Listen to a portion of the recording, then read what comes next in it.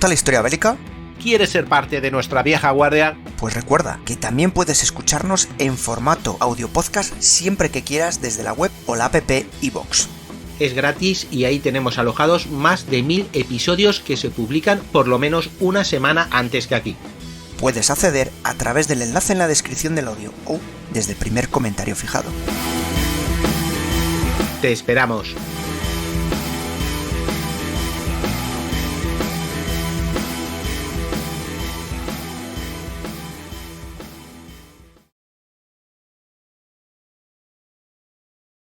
Hola vieja guardia, ¿qué tal? Me asomo de nuevo por aquí por última vez para recordarte que acaba ya el plazo para el prepedido de las nuevas camisetas de Casus Belli, con los logotipos de Barcos 10, que era el que faltaba, y el de Casus Belli, luego alternativo, un restyling que nos ha gustado mucho para alternar de vez en cuando.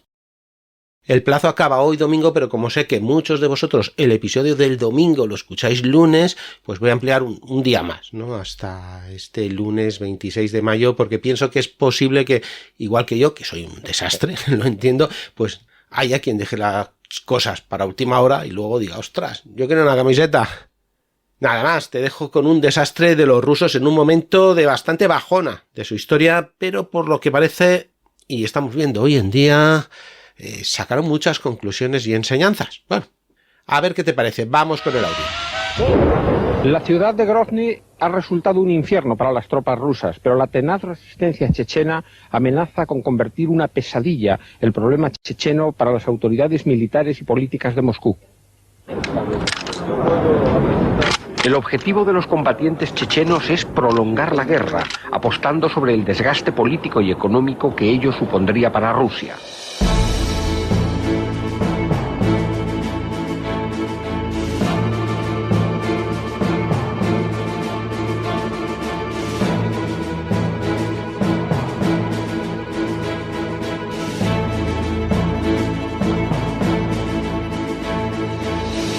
Tras muchos años ausente de los grandes combates urbanos, el ejército ruso, recordemos, vencedor en Stalingrado y en los mayores y más letales campos de batallas urbanos de la Segunda Guerra Mundial, volvía a enfrentarse a un combate urbano, esta vez en la provincia rusa de Chechenia.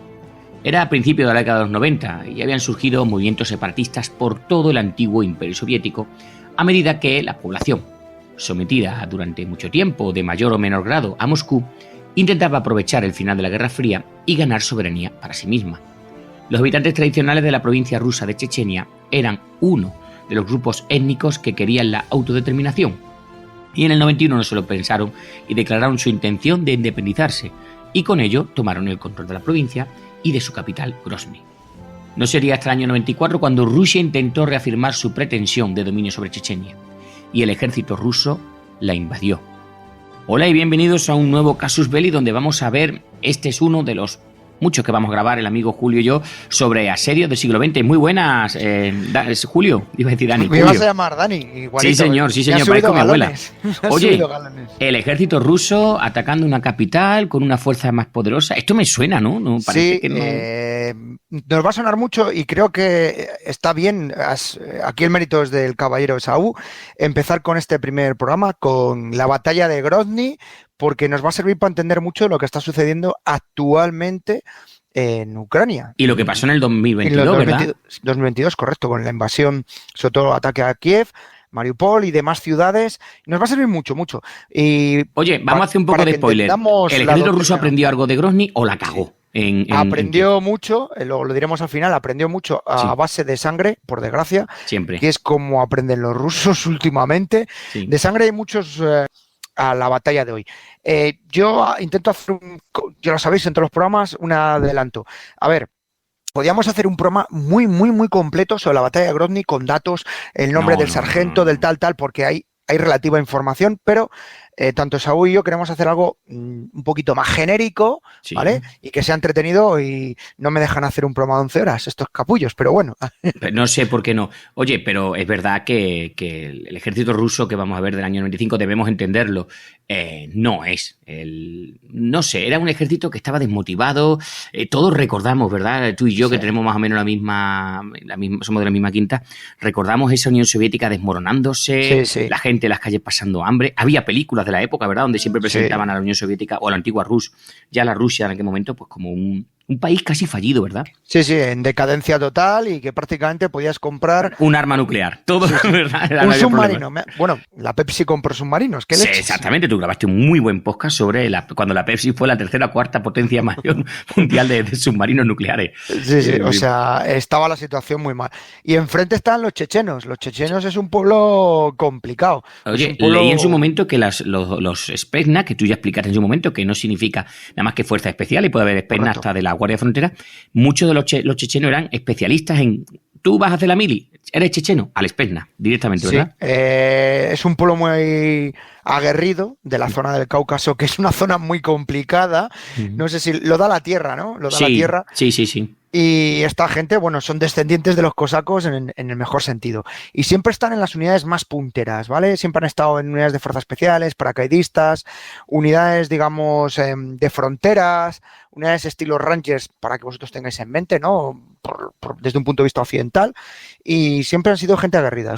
Sí. Aguerrido no quiere decir que seas el más táctico, porque les hemos visto en Pero Ucrania. El problema es que si somos las unidades más aguerridas, si tú me vas a invadir, espero que hayas cambiado de doctrina, porque yo me la conozco mejor que tú. Correcto. Y juego en casa. Y juego en casa, que eso es importantísimo.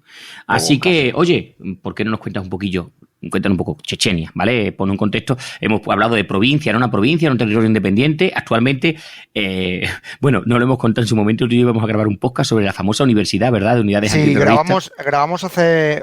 Tendrá 3 años, ¿no? Mucho, antes de la invasión de Ucrania. Dios mío, con tanto tiempo llevo yo en Casus Belli. Sí, señor. En fin, bueno, pues hicimos uno sobre la famosa universidad que tienen allí en Chechenia, que es la más puntera de instalaciones militares, policiales. Pero algo falló en Kiev. Esa universidad no formó muy bien su hombre, o se mandaron los hombres a hacer algo que no tenían que hacer. Es que estos ni llegaron. Exactamente. Oye, no vamos a seguir haciendo spoilers, error mío. Bueno. Cuéntanos un poquillo tú de Chechenia, por lo menos Chechenia en los años 90.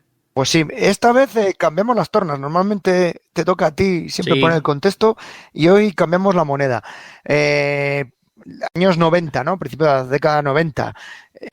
Los dos que estamos aquí, pues éramos jóvenes, empezando alguna época universitaria o acabando institutos, colegios y demás. 90 estábamos en el colegio, estoy haciendo séptimo y octavo, ¿eh? No te quiero decir nada, ¿eh? Sí, bueno, estaba... 91, 90, 91, sí. Yo estaba, me quedaban un par de añitos para entrar a la mitad de los 90 a la universidad. Pero sí, éramos jóvenes, apuestos, simpáticos, con escuchamos. Yo sigo teniendo un pelazo. Vale, tú sigues teniendo un pelazo, vale, los demás no. Sí.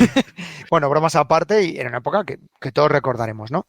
Bueno, tenemos Chechenia con una población de aproximadamente 1.200.000, 300.000 habitantes. Es un país bastante rural. Y bueno, pues las estadísticas en las zonas que son muy rurales no siempre son las más certeras. Esta provincia de la Unión Soviética estaba situada en la zona más norte del Cáucaso, justo en el sur de lo que es Rusia. Y limitaba, por supuesto, pues al oeste, al norte y al este con lo que es la República Rusa, porque aquello era tal. Comparte frontera con Georgia. Georgia también tiene una relación un poco tensa con los rusos, ¿verdad? Sí, señor. Y muy aguerridos. Creo que hay pocas provincias de aquella zona que no hayan tenido un percancillo, ¿verdad? Sí. O con los rusos o con repúblicas dependientes de Rusia que se hayan querido problemas de territorio, ¿no? De terreno. Sí, que son muy satélites, Nagorno-Karabaj, estas zonas, territorios. Estos son un poco como los afganos, mi valle, tu valle, en fin. Sí, mi familia, tu familia, lo normal. Exacto. Además es que los chechenos son muy de clanes también. Bueno, recuerdo que un general ruso decía que lo mejor para vencer a un checheno era otro checheno. Efectivamente. Y durante muchos años, a principios de siglo, la mafia principal en la URSS, bueno, eran los chechenos. En la Rusia, eran los chechenos. No es que fueran la mafia principal, sino que eran la mano de obra, eran los colombianos de la época. Es decir, los que se encargaban de los asuntos turbios. También es cierto que cogieron la mala fama, ya sabes, échate mala fama. No, hombre, en fin. También esa mala fama es consecuencia de la batalla de hoy, ¿eh? Venga, cuéntanos un poquillo, perdona, que te interrumpo. Pues lo que es Chechenia es un país muy montañoso, un país muy rural, con muchas poblaciones, poblados, pueblecitos y demás, densos bosques con todo tipo de animalitos que apenas te hacen nada, como pueden ser lobos, osos, en fin, que te despistas y tienes un susto.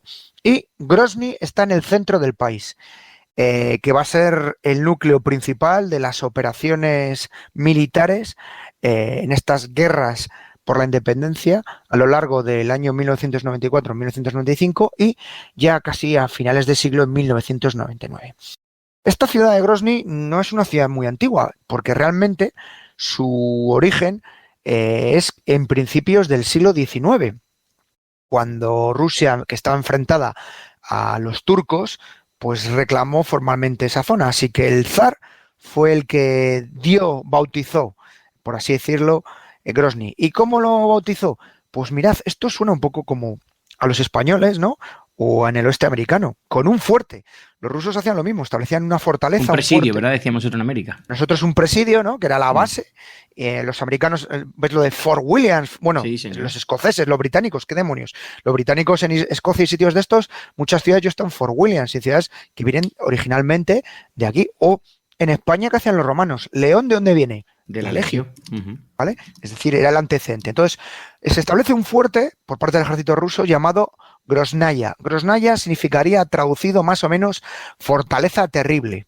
Creo que ya va indicando un poco, ¿no? ¿Y quién lo funda? Pues los cosacos que estaban dentro del ejército ruso. Así que sangre cosaca desde el principio.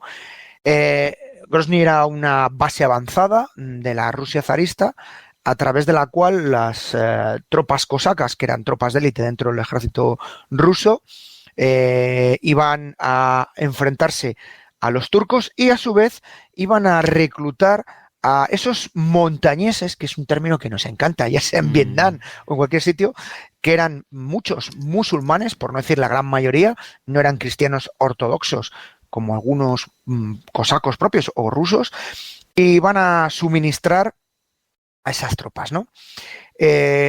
Surge el descubrimiento del oro negro, es decir, petróleo, justo a principios de la Primera Guerra Mundial.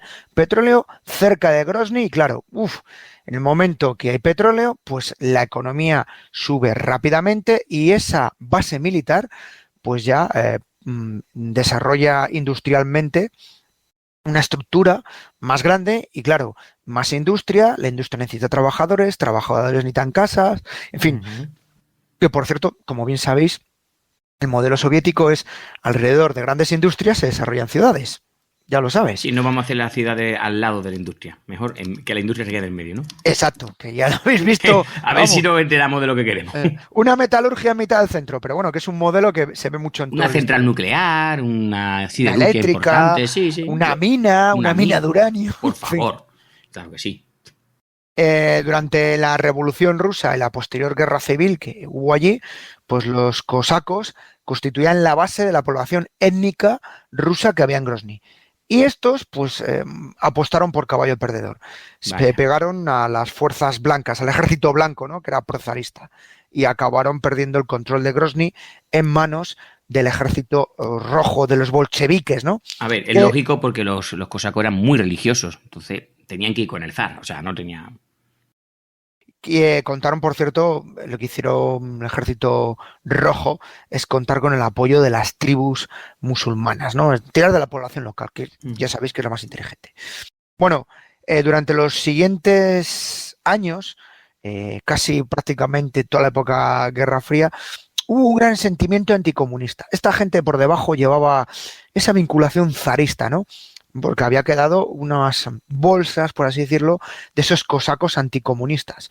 Los cosacos es un pueblo que además de tener fama de beber mucho, son nómadas puros y cosacos decir libertad. Me voy de un lado para otro, me muevo y claro... No llevarán motos, ¿no? O sea... Bueno, algún cosaco hay clubs moteros llamados cosacos, pero casi. Entonces, más bien en caballos. Pero son gente que se mueve mucho. Sí. Entonces, bajo el dominio soviético les tenían incluso... No estaban muy bien vistos, les tenían casi como un modo, en fin, como un modo étnicamente apartados, por así decirlo, ¿no? Entonces, bueno, pues eso va sumando, ¿no? Además, los musulmanes de las zonas fueron movidos, cosa más rara, que dijera el Partido Comunista, pues vamos a mover esta población de aquí o esta población de allá. No eran de fiar, sobre todo cuando te invaden los alemanes no eran de fiar. Efectivamente, ¿no? Así que lo que hicieron los rusos es mover población local, población autóctona, como se dice, y sustituirla por rusos no cosacos, ¿vale? Para distinguir, hay rusos, cosacos y chechenos. Chechenos, vale. Los chechenos están en la montaña y yo le da igual lo que tú hagas. En los pueblos, sí, ¿no? Es el barbudo, por cierto, barbudos que tienen barba, pero no bigotes. Ellos afitan la zona del bigote. Son esa barba típica de ellos. Me gusta. ¿No? Esa barba que es muy abierta, pero no tienen bigote, ¿no? Bueno, llegan los años 90, caída de la Unión Soviética, ¿no? Que este señor y yo hemos visto caer, ¿no? Hemos visto hasta un asalto a un parlamento, ¿te acuerdas tú? Sí. En Moscú, y a Yeltsin encima de un carro de combate, creo que Exacto, era un vehículo blindado. Correcto, Dios, en un T-72. Sí, señor. Entonces, con la caída, pues parte de la población musulmana regresa y empiezan a aumentar la población de toda la región, tanto de Grozny como pueblos alrededores. Y bueno, pues ya sabéis que las ciudades es el foco donde la gente del campo viene y cada vez hay más población chechena musulmana, ¿no? Se cuenta, por parte de los medios rusos, que antes de la primera guerra chechena en el 94, la mayoría chechena obligó a una minoría, ahora iba a ser una minoría, étnica rusa a huir de Chechenia, ¿no? Con lo cual, en los momentos de la primera batalla de Grozny, la mayoría de los habitantes de la ciudad eran musulmanes. Eso es lo que se dice oficialmente, ¿no? Además, a los chechenos les encantan los cuchillos. Cuchillos curvos, ¿vale? Eso lo da la montaña, ¿no? Lo del tema de cuchillo curvo, estoy pensando en tropas nepalíes y cosas de Sí, los gurkas, ¿no? Esta gente. Sí. Bueno, a ver, posteriormente se ha dicho a través de organizaciones internacionales un poquito más objetivas que la población rusa nunca fue obligada a marcharse por el gobierno checheno.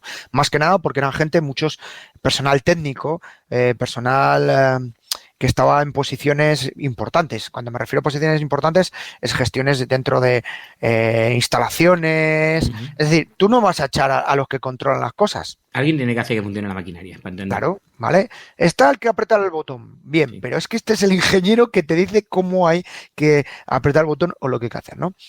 Realmente cuando hay un éxodo masivo de rusos, es cuando se producen los primeros bombardeos en la zona. Se cree que huyen entre 200 y 300.000 rusos de la provincia de Chechenia, que es una cantidad considerable. Y ya año 94, que va a ser el motivo del programa de hoy, en los meses anteriores a la primera batalla por Grozny, la población oficialmente de la ciudad estaba en torno a 490.000 habitantes.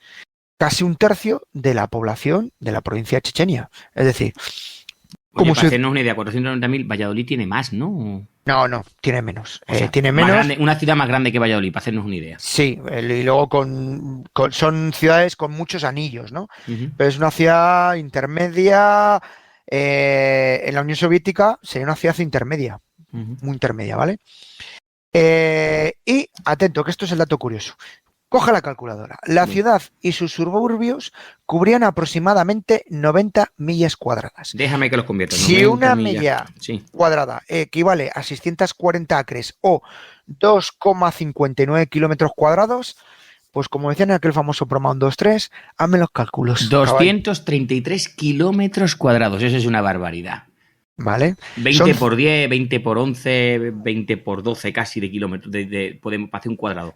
Exacto, estamos hablando de una ciudad muy extensa. Sí, muy extensa, sí. Seguramente serían edificios pequeños, ¿no?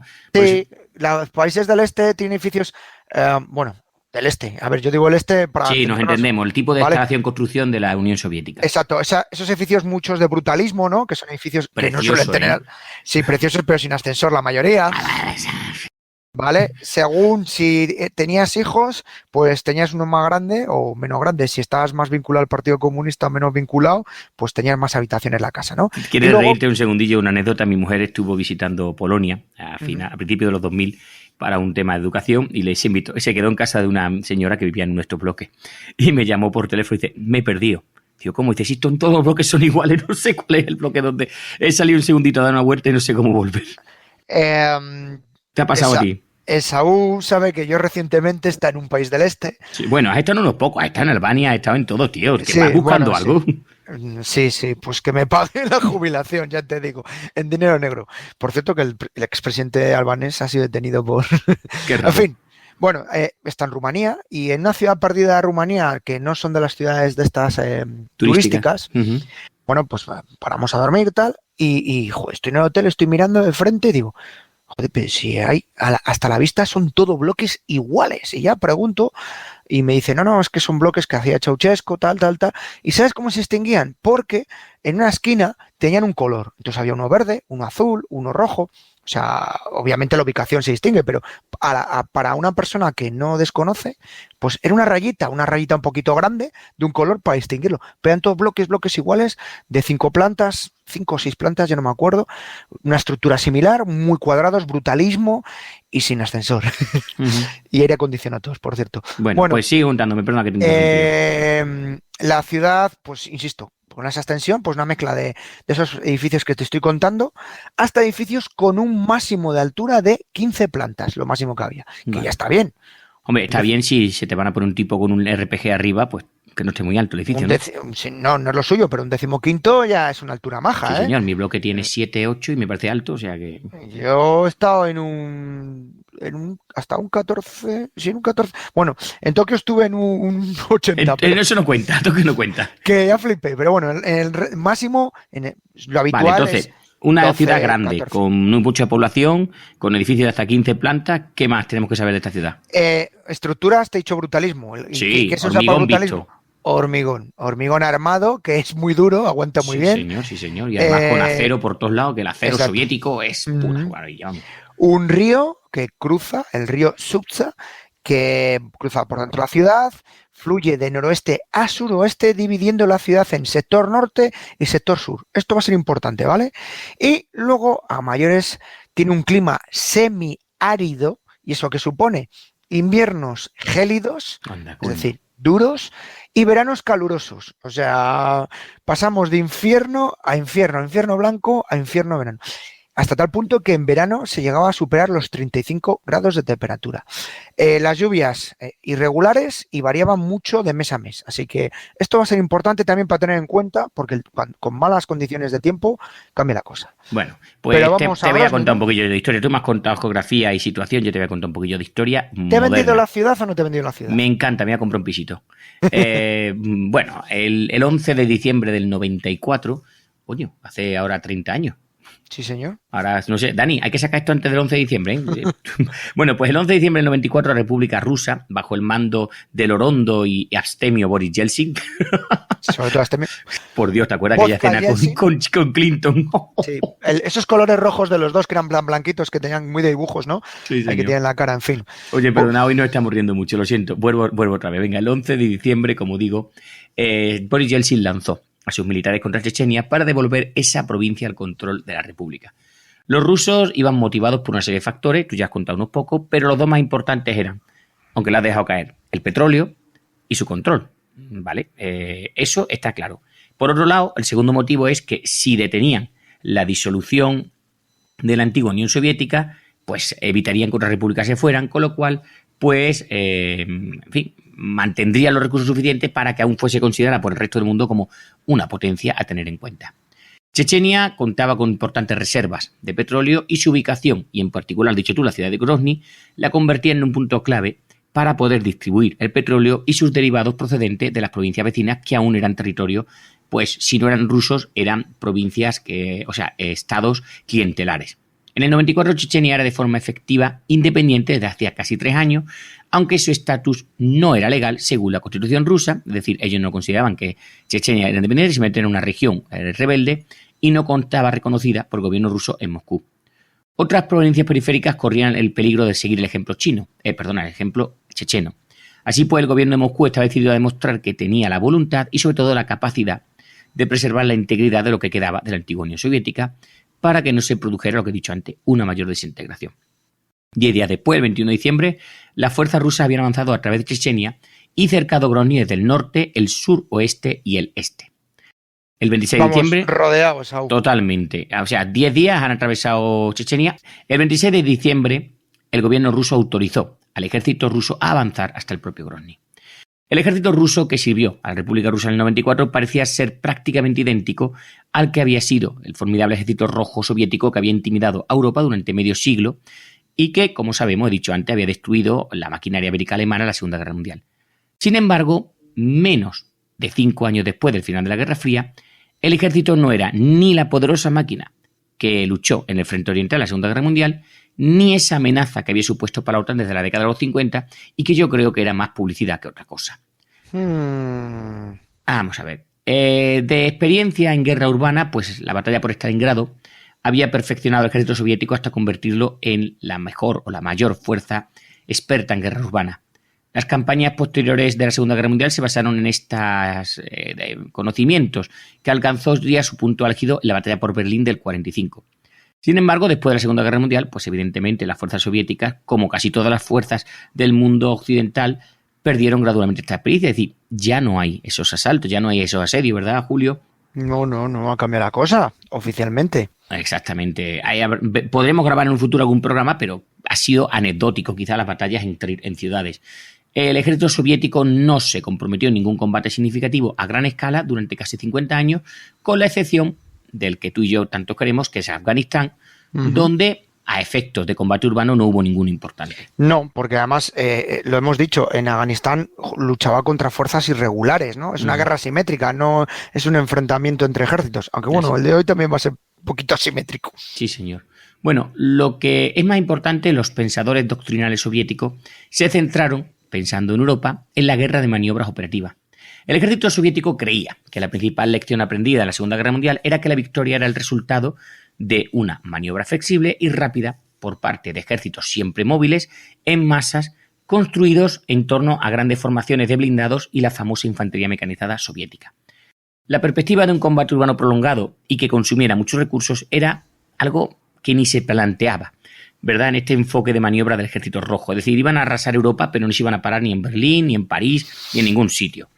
Los líderes, supongo que porque pensarían que una bomba nuclear arreglaría problemas. La pisonadora, ¿te acuerdas? Decían el miedo a la pisonadora soviética, ¿no? Sí, que iban a ir esos T-90 arrasando, bueno, T-72. Y todavía jinetes, ¿verdad?, sobre los T-90. Exacto. Bueno, los líderes del ejército soviético creían que, lo que he dicho, que en una confrontación con la OTAN los ejércitos occidentales declararían las ciudades de Europa Occidental, ciudades abiertas, las abandonarían y evitarían verlas a ellas y a sus poblaciones destruidas en batallas calle por calle. También creían que cualquier ciudad que pudiera ser defendida de forma decisiva podría ser pues rodeada por estas puntas de lanza mecanizadas y luego cuidadosamente reducida o inducida a rendición una vez rodeada. La guerra urbana, en resumen, antaño una competencia clave o la mejor competencia clave que tenía el Ejército Rojo, estaba ausente tanto en la doctrina como en la práctica soviética al final de la Guerra Fría. Y cuéntanos un poquillo más tú, Julio. Bueno, estaba ausente, pero el Ejército Rojo de la Guerra Fría, a pesar, como estás bien contando, de su falta de experiencia en combate urbano, en lucha urbana, ¿no? Seguía siendo una fuerza militar. Ya te digo a ti que sí. Dura, moderna y muy bien equipada, ¿no? Y que estaba bien dirigida y bien entrenada. En ese momento era lo más potente, ¿no? Sin embargo, la teoría era que esa época cambiaría 4 años después, porque vamos a ver que después del final de la Guerra Fría, en 4 años, el Ejército Rojo que entra en Chechenia no es ni su sombra. Y es que la caída de la Unión Soviética, como estábamos hablando, Saúl y yo al principio, casi con humor, lo de que te vendían un Mi-24 y por cualquier cosa y te cambiaban un MiG, prácticamente cualquier oficial por dinero porque estaba la situación mal, pues iba a afectar también al Ejército Rojo, ¿no? Una vez que el comunismo cae, esa disciplina que estaba vinculada también a la autoridad va a afectar al Ejército Rojo, que es uno de los cimientos también de la Unión Soviética. El Ejército Rojo, el Partido Comunista. En el momento que cae el primer Partido Comunista, hay inmediatamente el Ejército Rojo, con lo cual esto va a afectar a todos. Y es que el ejército, aunque aparentemente era una fuerza formidable, y es verdad, porque las fuerzas militares soviéticas a finales de los 80 estaban en torno a 5 millones de efectivos, eso es una burrada, pero bueno, también como hemos visto a los soviéticos les importa poco el valor de sus hombres.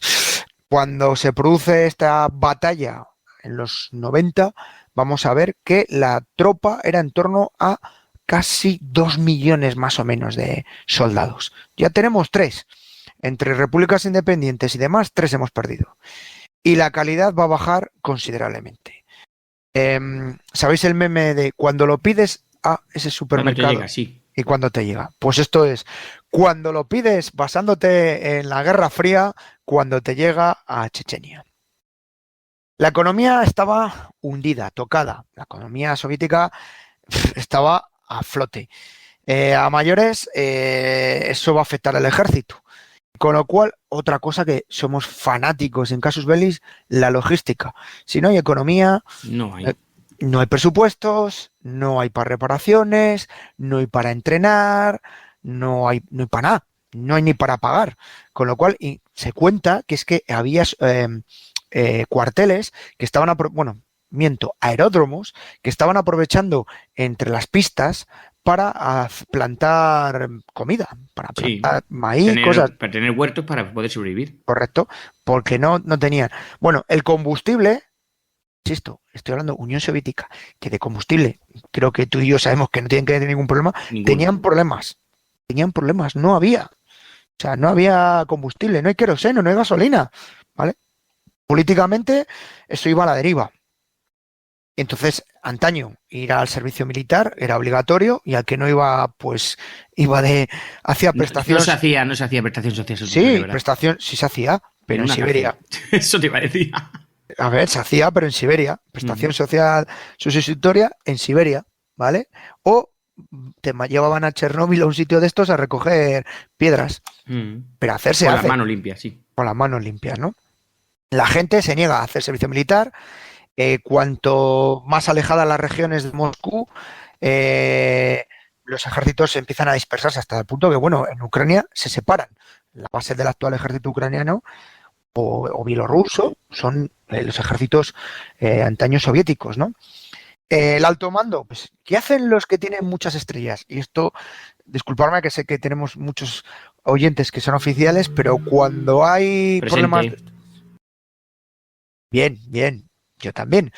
Pero no, tú eres sargento. Ya lo sé, pero yo soy sargento chusquero, ¿vale? Sí. Me has entendido, ¿no? Sí. Y es decir, estos que son coroneles, comandantes, tintes con esa gentuza, sí.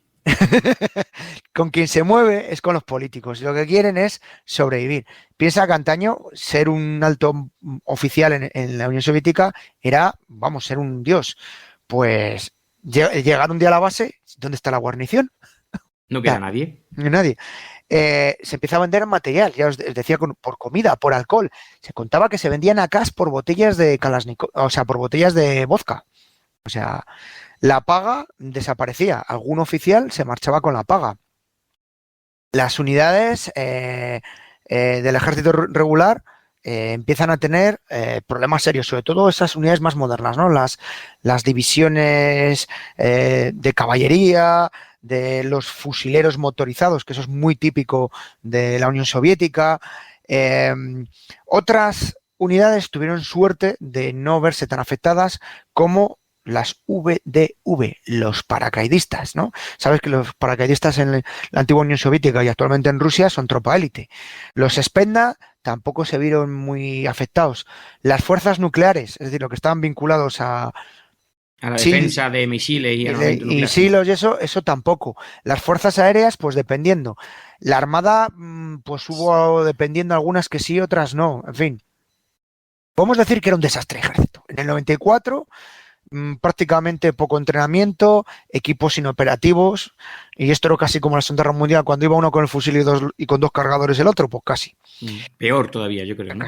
Se cuenta que la fuerza rusa que se concentra en las afueras de Grozny en diciembre del 94 era prácticamente de un torno a unos 24.000 hombres, de los cuales 19.000 eran miembros del ejército y unos 5.000 de las fuerzas de seguridad interna de Rusia. OMON y demás unidades, ¿vale? Que allí... De hecho, hay que implicar que, como hemos considerado que esto no es una guerra exterior, sino interna, el que tiene que aparecer allí son las fuerzas de seguridad interna, ¿no? Sí, aquí es como... Es un problema político grave. Claro, mandarías a los antidisturbios... A la Guardia Civil, por entendernos, no mando al ejército. A los GRS, a la UIP, por decir unidades, ¿no? Sí, porque esto es un problema interno, no es un problema externo. Correcto. De tropas, pues mira, las fuerzas, finalmente el ejército el ejército ruso eran 5 batallones de fusileros motorizados, 2 de carros de combate, 7 aerotransportados, los Paracas, artillería de apoyo, ingenieros, aviación, karate contra aviación. Entre los carros había un total de unos 80 carros de combate, más de 200 vehículos de combate, unas 180 piezas de artillería, unos 50 helicópteros de apoyo, los Mi-24 tanto, y en la Fuerza Aérea encontró el dato de 515 aparatos, la mayoría de ellos aviones de ataque a tierra, bien, los Sukhoi, los Su-24, los Su-25, medio centenar de MiG-29, y una veintena de bombarderos estratégicos, los Tupolev, los Tu-22. ¿Pero un Tu-22 para bombardear una ciudad? Perfectamente. Si no, a ver, la va a destruir perfectamente, a tus hombres también. Mira Ucrania. A ver, siempre lo he explicado. Yo siempre os digo que fuerzas especiales son cirujanos, pero no es lo mismo un cirujano norteamericano, un cirujano israelí que un cirujano ruso. No, el ruso puede que opere todavía con serrucho. Exacto, y con la botella de vodka a la mano, ¿vale? Pero a pesar de estos números, el poder de combate de esta fuerza era bastante simple o modesto. Si nos basamos en la Guerra Fría, ¿no? Que estamos hablando de brutalidades, de cantidades, ¿no? Hombre, 24.000 no es lo uno espera para recuperar una provincia. No es suficiente. El problema que había es que, por decirte, vale, tenemos los Paracas, ¿no? Las fuerzas aerotransportadas, que son tropas de élite, pero realmente son tropas muy pequeñas, ¿no? Aunque ya os he dicho que las tropas aerotransportadas no es como tenemos en concepto OTAN, sino que esas fuerzas aerotransportadas tienen hasta sus propias unidades blindadas, es decir, son totalmente independientes, ¿no? Y el concepto de los rusos era muy simple, que el ejército se dirigiera en avance hacia Grozny, luego atacar la ciudad para apoderarse de los centros gubernamentales, económicos y de comunicaciones, lo de siempre, aeropuertos, los puntos de siempre, y luego las unidades de seguridad interna avanzarían detrás del ejército y una vez que la ciudad estuviera bajo control del ejército, las fuerzas de seguridad tomarían el control del ejército. Pero lo mejor de todo ha dicho lo normal. Y ese es el problema, que van a hacer lo normal, lo de siempre, lo que se debe hacer. Y claro, te explico yo un poquillo cómo es lo que tenían enfrente. Los chechenos. A ver, los chechenos, lo hemos dicho antes, provincia, república independiente, como quiera. Como tal, como había surgido de ese caos de los años 90, no tenían un ejército. Las fuerzas militares que había para enfrentarse a los rusos se constituían en torno a pequeños cuadros de antiguos soldados soviéticos. Formaban, eso sí, una pequeña guardia provincial, porque no necesitaban nada más para proteger la provincia, porque no había un enemigo, digamos, que probablemente contaba con menos de 1.000 efectivos. Otro grupo, de aproximadamente 5.000, estaba formado por voluntarios irregulares, eso sí, con escasa formación militar formal. Formal no quiere decir que no sepan disparar. Quiere decir que no saben hacer el paso el de la saludo, tal, pero como tú sabes, Esaú, en Chechenia, en vez de nacer con un brazo bajo... Con un pan debajo del brazo, disculpadme, naces con una K. Sí, más bien un RPG allí. Bueno, pues 5.000 hombres dirigidos por voluntarios que sí tenían experiencia en ejércitos soviéticos, de los que, como hemos dicho antes, pues no había escasez porque casi todos habían hecho su formación en unidades especiales. Quedaba algo del equipo militar ruso en la provincia tras la retirada de los soviéticos en el 91, que incluía 40 carros de los principales MTB, 30 vehículos blindados de transporte personal y exploración. 55, muchos. Bueno, eso está estupendo. Eso te pega un pepinazo con el cañón y sigue funcionando. Y unas 30 piezas de artillería del modelo 122, que es algo que los soviéticos fabricaban como churro. Sí, lo regalaban también en la feria. Bueno, los combatientes chechenos, a ver qué te parece, se organizaban en escuadras de 6 a 7 hombres. Unidades equipos ligeras, operativos. Exactamente. Cada escuadra tenía al menos una ametralladora media, una RPK, un lanzagranadas RPG y tenían siempre un francotirador designado. Va compensado, ¿no? Sí. Estabas hablando de una unidad de operaciones especiales a lo ruso. Sí, señor, ya lo hemos dicho. 3 escuadras combinadas, siempre con un equipo de mortero que llevaba el modelo de 82 milímetros, formaba lo que se conocía como unidad básica de combate. 3 de estos equivalentes de una sección se formaban para constituir un grupo de combate de unos 75 hombres, el equivalente, pues, a ojos de un occidental, de una pequeña compañía. Se comunicaban entre sí, atentos, mediante radios portátiles comerciales. Me lo imagino. Los walkie-talkies de toda la vida que te comprabas de pequeño. Sí, señor. Y la mayor ventaja que tenían las fuerzas chechenas era que conocían, como has dicho tú bien, su país, su terreno, ya fuese el terreno que circunvalaba la ciudad como el terreno urbano sobre el que luchaban.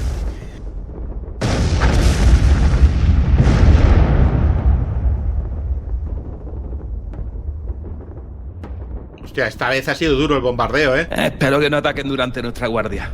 Yo no lo creo. Hasta el alba esta gente no ataca y... eso ya lo defienden otros. Bueno, pues saca ese altavoz que tiene y pon ese casus belli todo guapo, que así se nos pasa ante la noche. En la guerra de los Boers, que tampoco sabían qué montaña era. ¿Pero cuál es? Subimos esta y dicen, no, es que esa es más alta. No, pero nos han dicho esta. Pues, y los Boers en la más alta disparando. Exacto. Pero ¿esto qué es? ¿No? O sea, y claro, ahí es muy difícil, ¿no? Identificar cualquier cosa. Y aparte, que los mapas difieren. Los que tienen una división difiere de lo que está otra división. Bueno, pues ya está. Y es que ya... Pero yo este no lo oigo yo, ¿eh? Sí, hombre, es Casus Belli Fans. Sale todos los viernes. Yo no tengo de eso, tío. Exclusivo para fans. ¿No eres mecenas de Casus Belli? Es que con lo que cuesta al mes me compro un cacharrito de cerveza a la cantina o 10 cigarritos. Es caro. Caro. 600 episodios a medio céntimo cada uno. Yo no lo veo tan caro, ¿eh? Y uno nuevo cada viernes. Es más barato comprarme Lola o el lectura. Flipo con tu literatura, pero ¿a ti te gusta la historia de verdad o...? Que la historia ya me la cuenta Vaquerizo, que es un intelectual. Sí, es que es así, es que es una realidad social informativa. Bueno, premio Nobel, vamos. Y en Antena 3 y 3.5 a veces dan alguna noticia buena. ¿Y qué podía salir mal? No es que no me guste, que sí me molaría, pero que yo, con lo que me costaría el año, me compro los discos del Quevedo. Los libros, querrás decir. ¿Que sabe escribir? No, para reggaetón no hace falta escribir, hombre. Todos quieren contigo. ¿El reggaetón?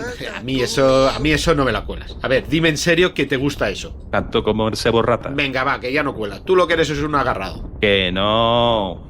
Pero bueno, a ver, 600 episodios del histórico y uno de fan cada viernes. Sí, sin publicidad. Y un pone que yo quisiera escucharlo, que tengo que hacer, que no es para mí, que es para mi primo, ¿eh? Bueno, tu primo le daría el botón azul de apoyar. ¿Y puede pagar con tarjeta? Con tarjeta y con PayPal. ¿Y puedo darme de baja cuando quiera? No, lo heredarán tus nietos cuando ya no estés. Pues claro que te puedes dar de baja cuando quieras.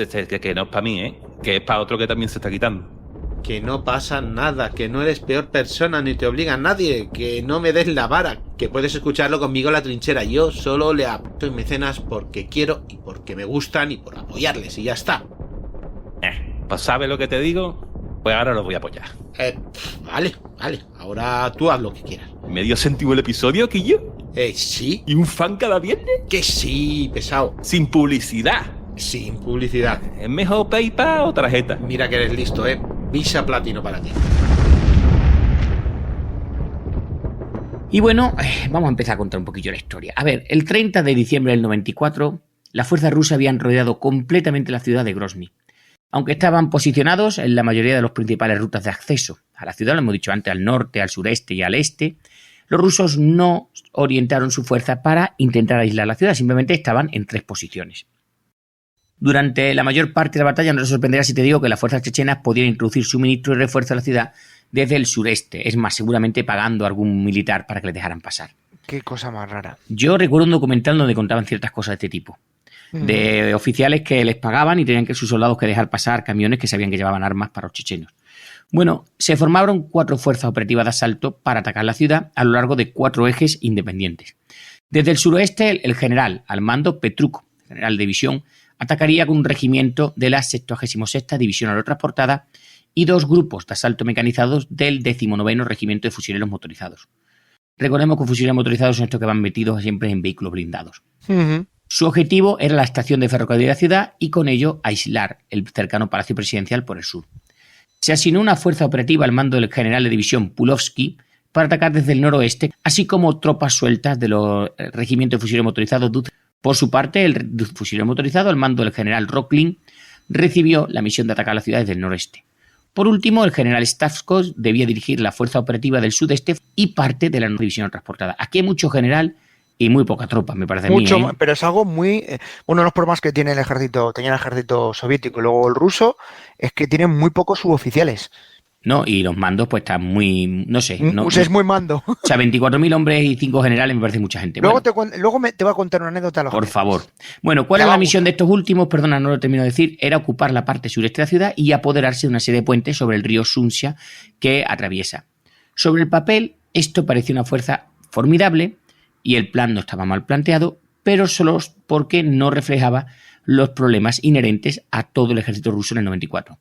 Atentos. Primera, ninguna de las unidades se había entrenado en operaciones militares a gran escala. Es decir, no habían hecho entrenamiento ni, como has dicho tú, no había petróleo para hacer unas maniobras a gran escala. Segundo, no habían hecho operaciones en guerra urbana. Tercero, las unidades de fusiles motorizados en particular estaban formadas por unidades reunidas a toda prisa, procedentes de toda Rusia, y muchos soldados encima eran novatos que solamente llevaban unas pocas semanas. Es decir, ni siquiera hemos cogido de los que hacen la mili más veteranos, que acababan siendo los cabos, ¿verdad? ¿Quieres creer que conocí un veterano de esa guerra, de esa batalla? Dame un minuto más y me lo cuentas. El entrenamiento como unidad era casi inexistente y el entrenamiento individual de muchos soldados apenas cubría el haber disparado un par de cargadores con su fusil. Los comandantes no disponían de tiempo para llevar a cabo una planificación detallada de las submisiones, simplemente se habían dado las órdenes generales y no habían podido ni siquiera realizar reconocimiento o yo qué sé, o conocer a sus tropas. Y ahora cuéntame la historia de este veterano, ¿dónde lo conociste y qué contaba? Pues vas a alucinar, hace mogollón de años, muchísimos años, conocí un ruso que estaba saliendo con una chica española. Yo conocí a la chica y me la presentó. Alexei, que con un nombre muy ruso, Alexei. Ya te digo que sí. Típico ruso de 1,90 por 1,90. Y no sería portero de discoteca, ¿no? Casi. Y yo ya pregunto, porque esta chica es una chica peculiar. Y digo, oye, discúlpame, ¿dónde has conocido a este chico? Bueno, pues en Bali y tal. Dice, venía del circo. ¿Cómo del circo? Sí. Este hombre trabajaba en un circo. Sabéis que los circos contratan mucha gente. Y este era de esos que se agarra un palito y sale dando vueltas en el aire. ¿Vale? Un trapecista, ¿vale? Era trapecista.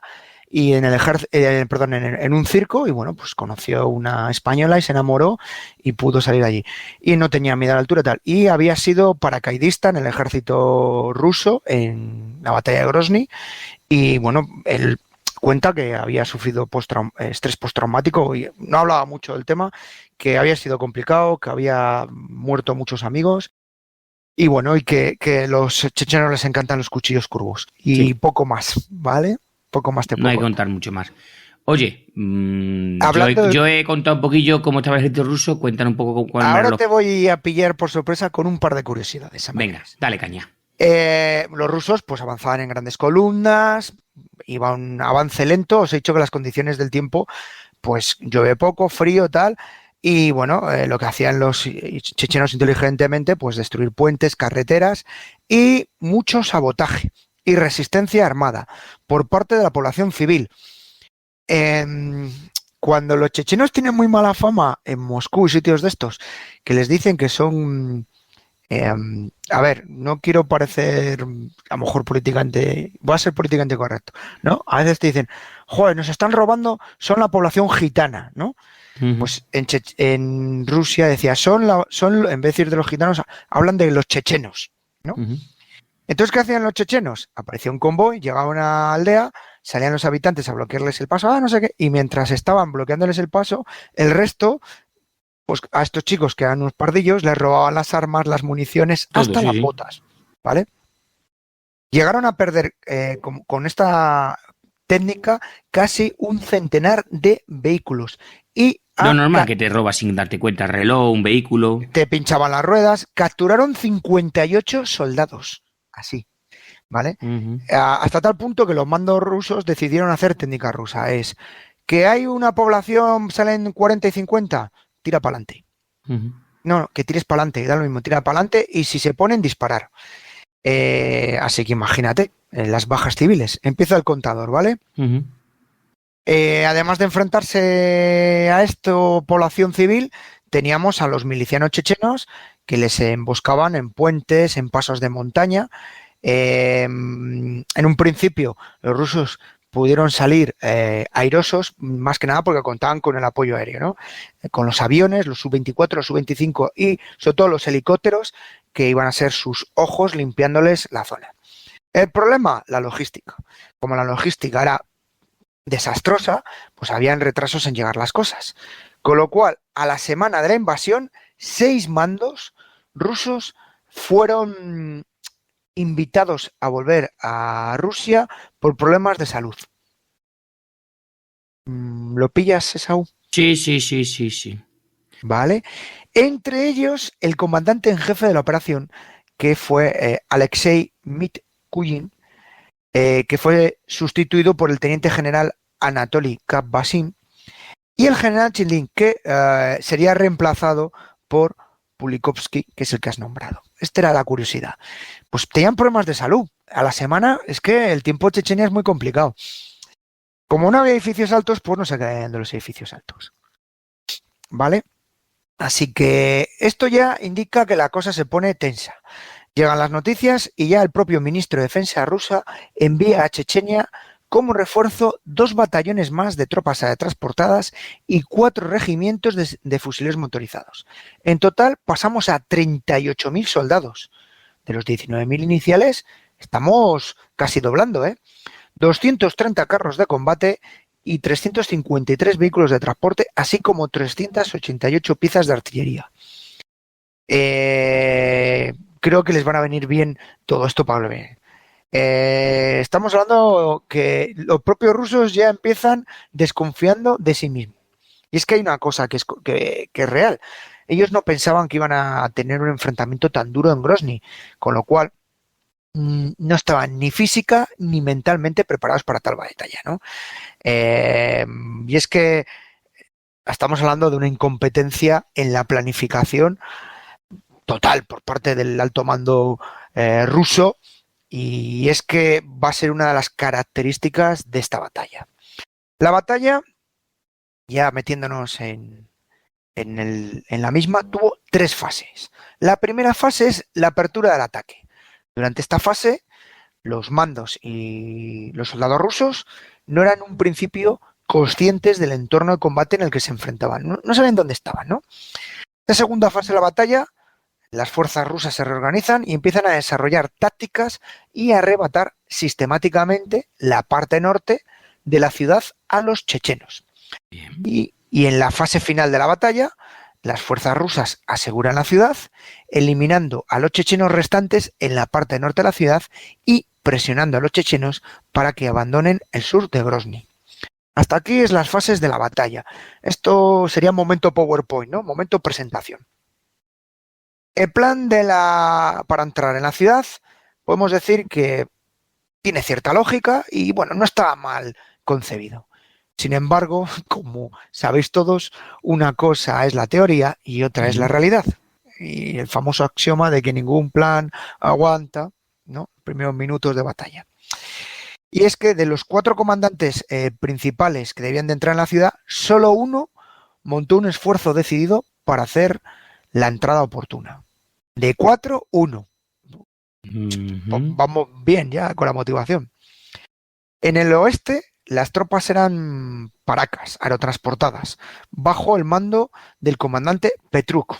Ahí encontraron una ligera resistencia en las zonas industriales a las afueras de la ciudad.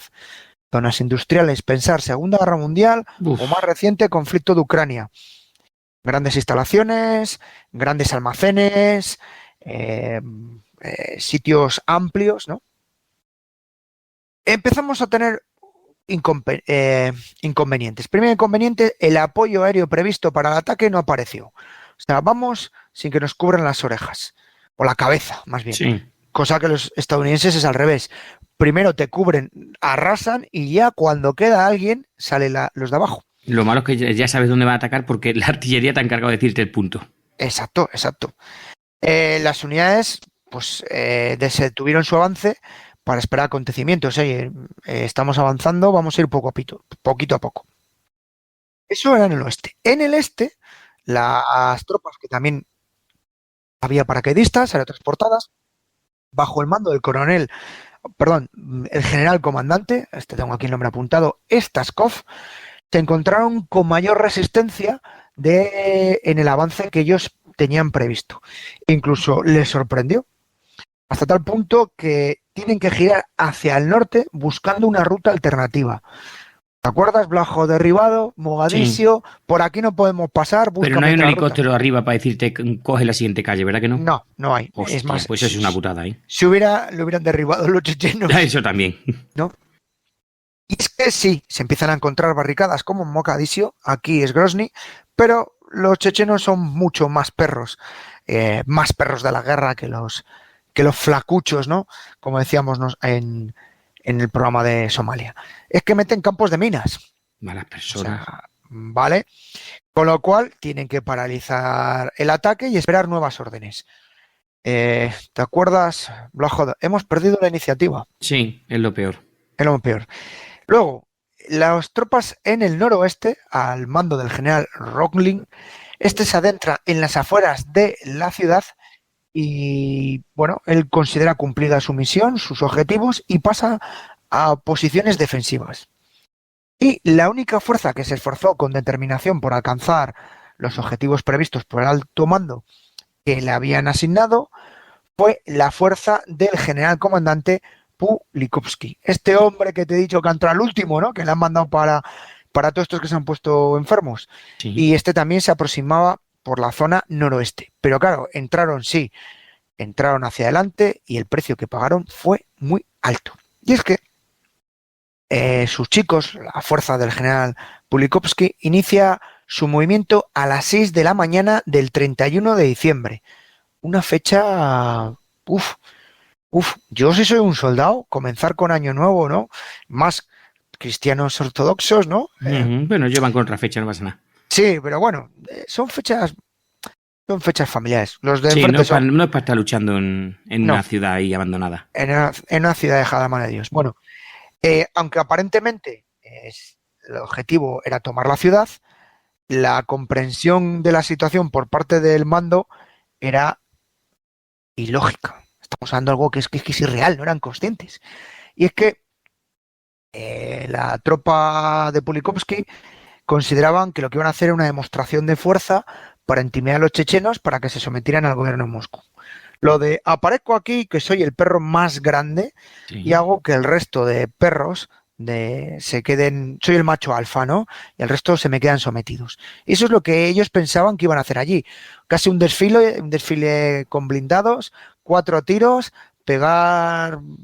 eliminar a cuatro mafiosos chechenos. Una demostración de fuerza, para entenderlo. Sí, totalmente. No esperaban, por supuesto, ninguna posición seria y con lo cual las unidades avanzaron en formación de columna sin desplegar ni tropas de reconocimiento ni de seguridad a los lados. La madre que los parió. Un desfile, el desfile de la Plaza Roja, pues lo mismo. Y encima, ¿dónde iba la infantería? Encima de los carros. Encima de todos los vehículos blindados y carros. Eso que es muy de los rusos, ¿no? Pues vamos, perfecto para entrar a la ciudad. A mediodía, la fuerza de Pulikovsky, que había entrado en las afueras de la ciudad, empieza a avanzar por la calle Permoskaya en dirección sur hacia el Palacio Presidencial. Ya sabéis, objetivos políticos, objetivos de mando. Mientras la 131ª Brigada de Fusileros Motorizados avanza paralela a ellos hacia el oeste por un bulevar. A ver, tengo los nombres de las calles apuntadas, pero yo os les digo. Otra cosa es que lo pronuncie bien. Staramprosklolosky, bien, o algo así más o menos, y luego la calle Makayavskaya. Disculpadme por mi ruso de maldito, ¿vale? Más o menos, ¿no? Nombres largos. Calles grandes, calles amplias, ¿no? Bulevares. Además, las calles de estas ciudades que son relativamente modernas del este son enormes, ¿no? Esas avenidas. Los tanques y todos los blindados de transporte avanzan lentamente, las calles están muy tranquilas, insisto, van en columnas muy alineadas, muy organizadas. Eso los rusos lo hacen perfecto. Ese desfile interminable, recta, parece que lo han medido, macho. Va increíble. Y es que los rusos van a un ritmo despacio porque no tienen prisa.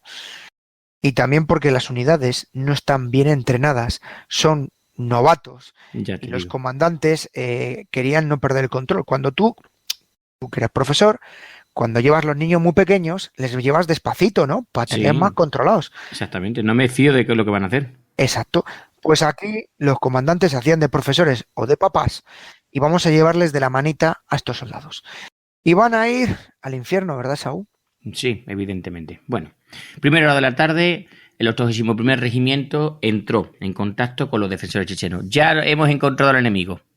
Numerosos grupos de combate chechenos que probablemente sumaban ya más de 1000 combatientes, emboscaron a la columna de blindados cuidadosamente espaciada desde edificios y callejones a ambos lados de la calle.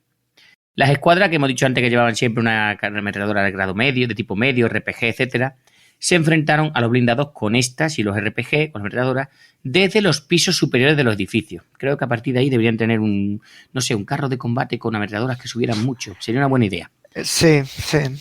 ¿Qué pasa? ¿Por qué los israelíes llevan 3 ametralladoras en los carros? Pues eso. Por eso.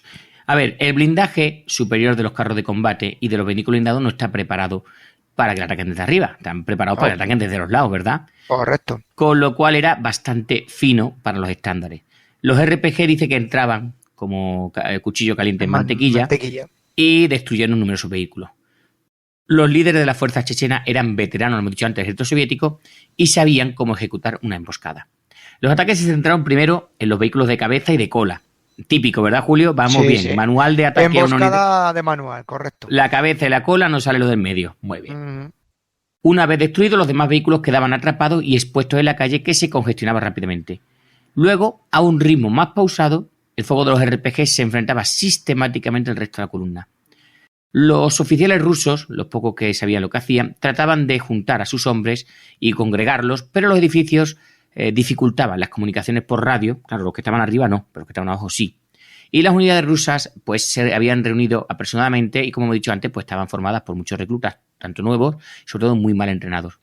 No estaban equipadas para operar por su cuenta, es decir, no eran tropas que supiesen cómo actuar en estas situaciones, y cuando se vieron aisladas por la emboscada y la falta de comunicaciones, pues la poca disciplina que hubiera se rompió rápidamente. Las tropas rusas abandonaron sus vehículos y se abrieron paso hacia la retaguardia. Muchos no llegaron a los puntos donde los oficiales estaban congregando a las pocas tropas que conseguían llamar la atención.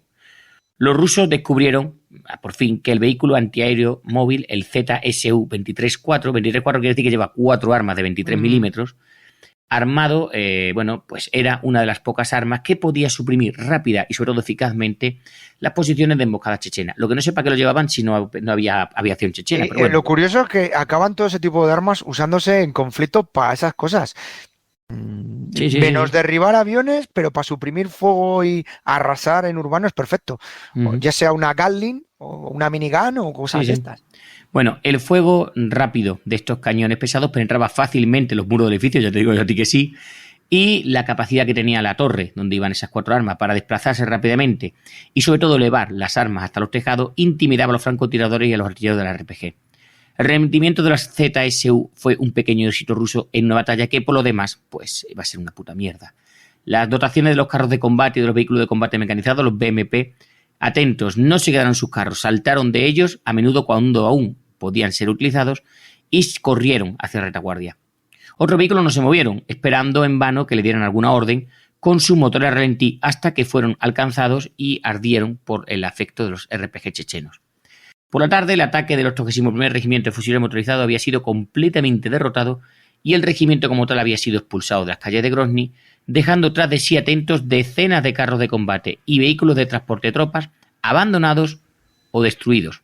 Que esa es una de las imágenes icónicas de la batalla, de las fotos que hay, donde se veía hileras de vehículos arrasados, incluso algunos les habían reventado con cócteles Molotov.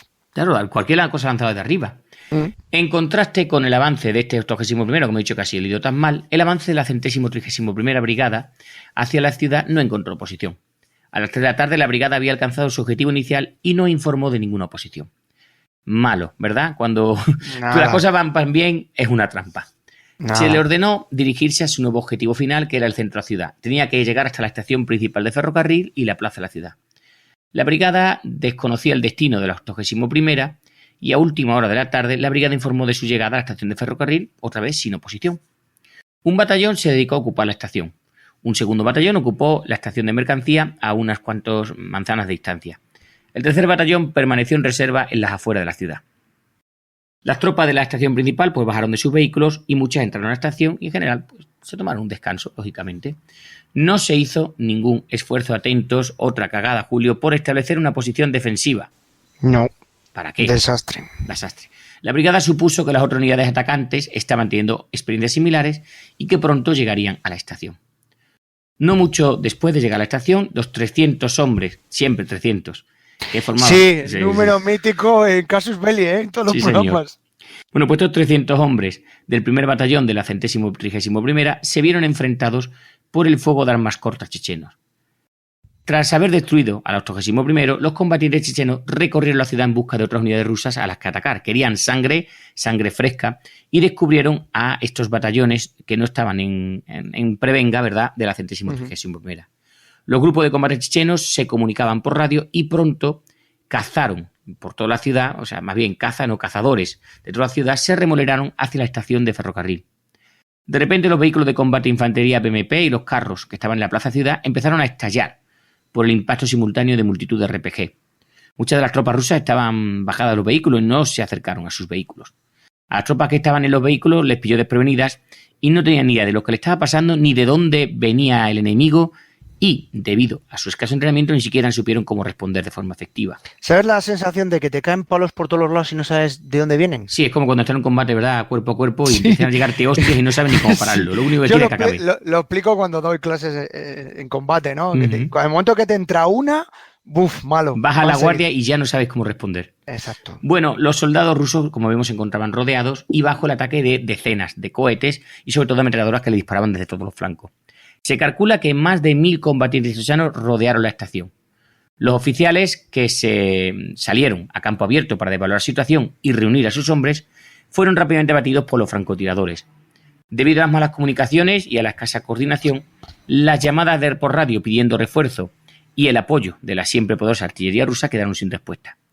Las tropas en la estación de ferrocarril formaron como pudieron un perímetro dentro y esperaron refuerzo creyendo que llegaría pronto. Pero, ¿cómo sigue la batalla? Cuéntamelo tú, Julio. ¿Esto del ferrocarril no te recuerda a alguna película del oeste? Sí, señor. Y estoy rodeado de indios y nos metemos. Pero esperemos aquí. Que venga alguien, ¿no? ¿O no? Exacto, el 7º de caballería, ¿no? Hay que llamar al 7º de caballería, ¿no? Sí. O el 7º de cosacos, en este caso. A ver, la lucha en la estación de ferrocarril rápidamente va a envolver al batallón de la estación de carga, y encima se vio envuelto o sometido al problema de que sus vehículos van a ser destruidos por los cohetes disparados por la artillería. Además de la artillería, por los RPG, ¿no? Estos funcionaban.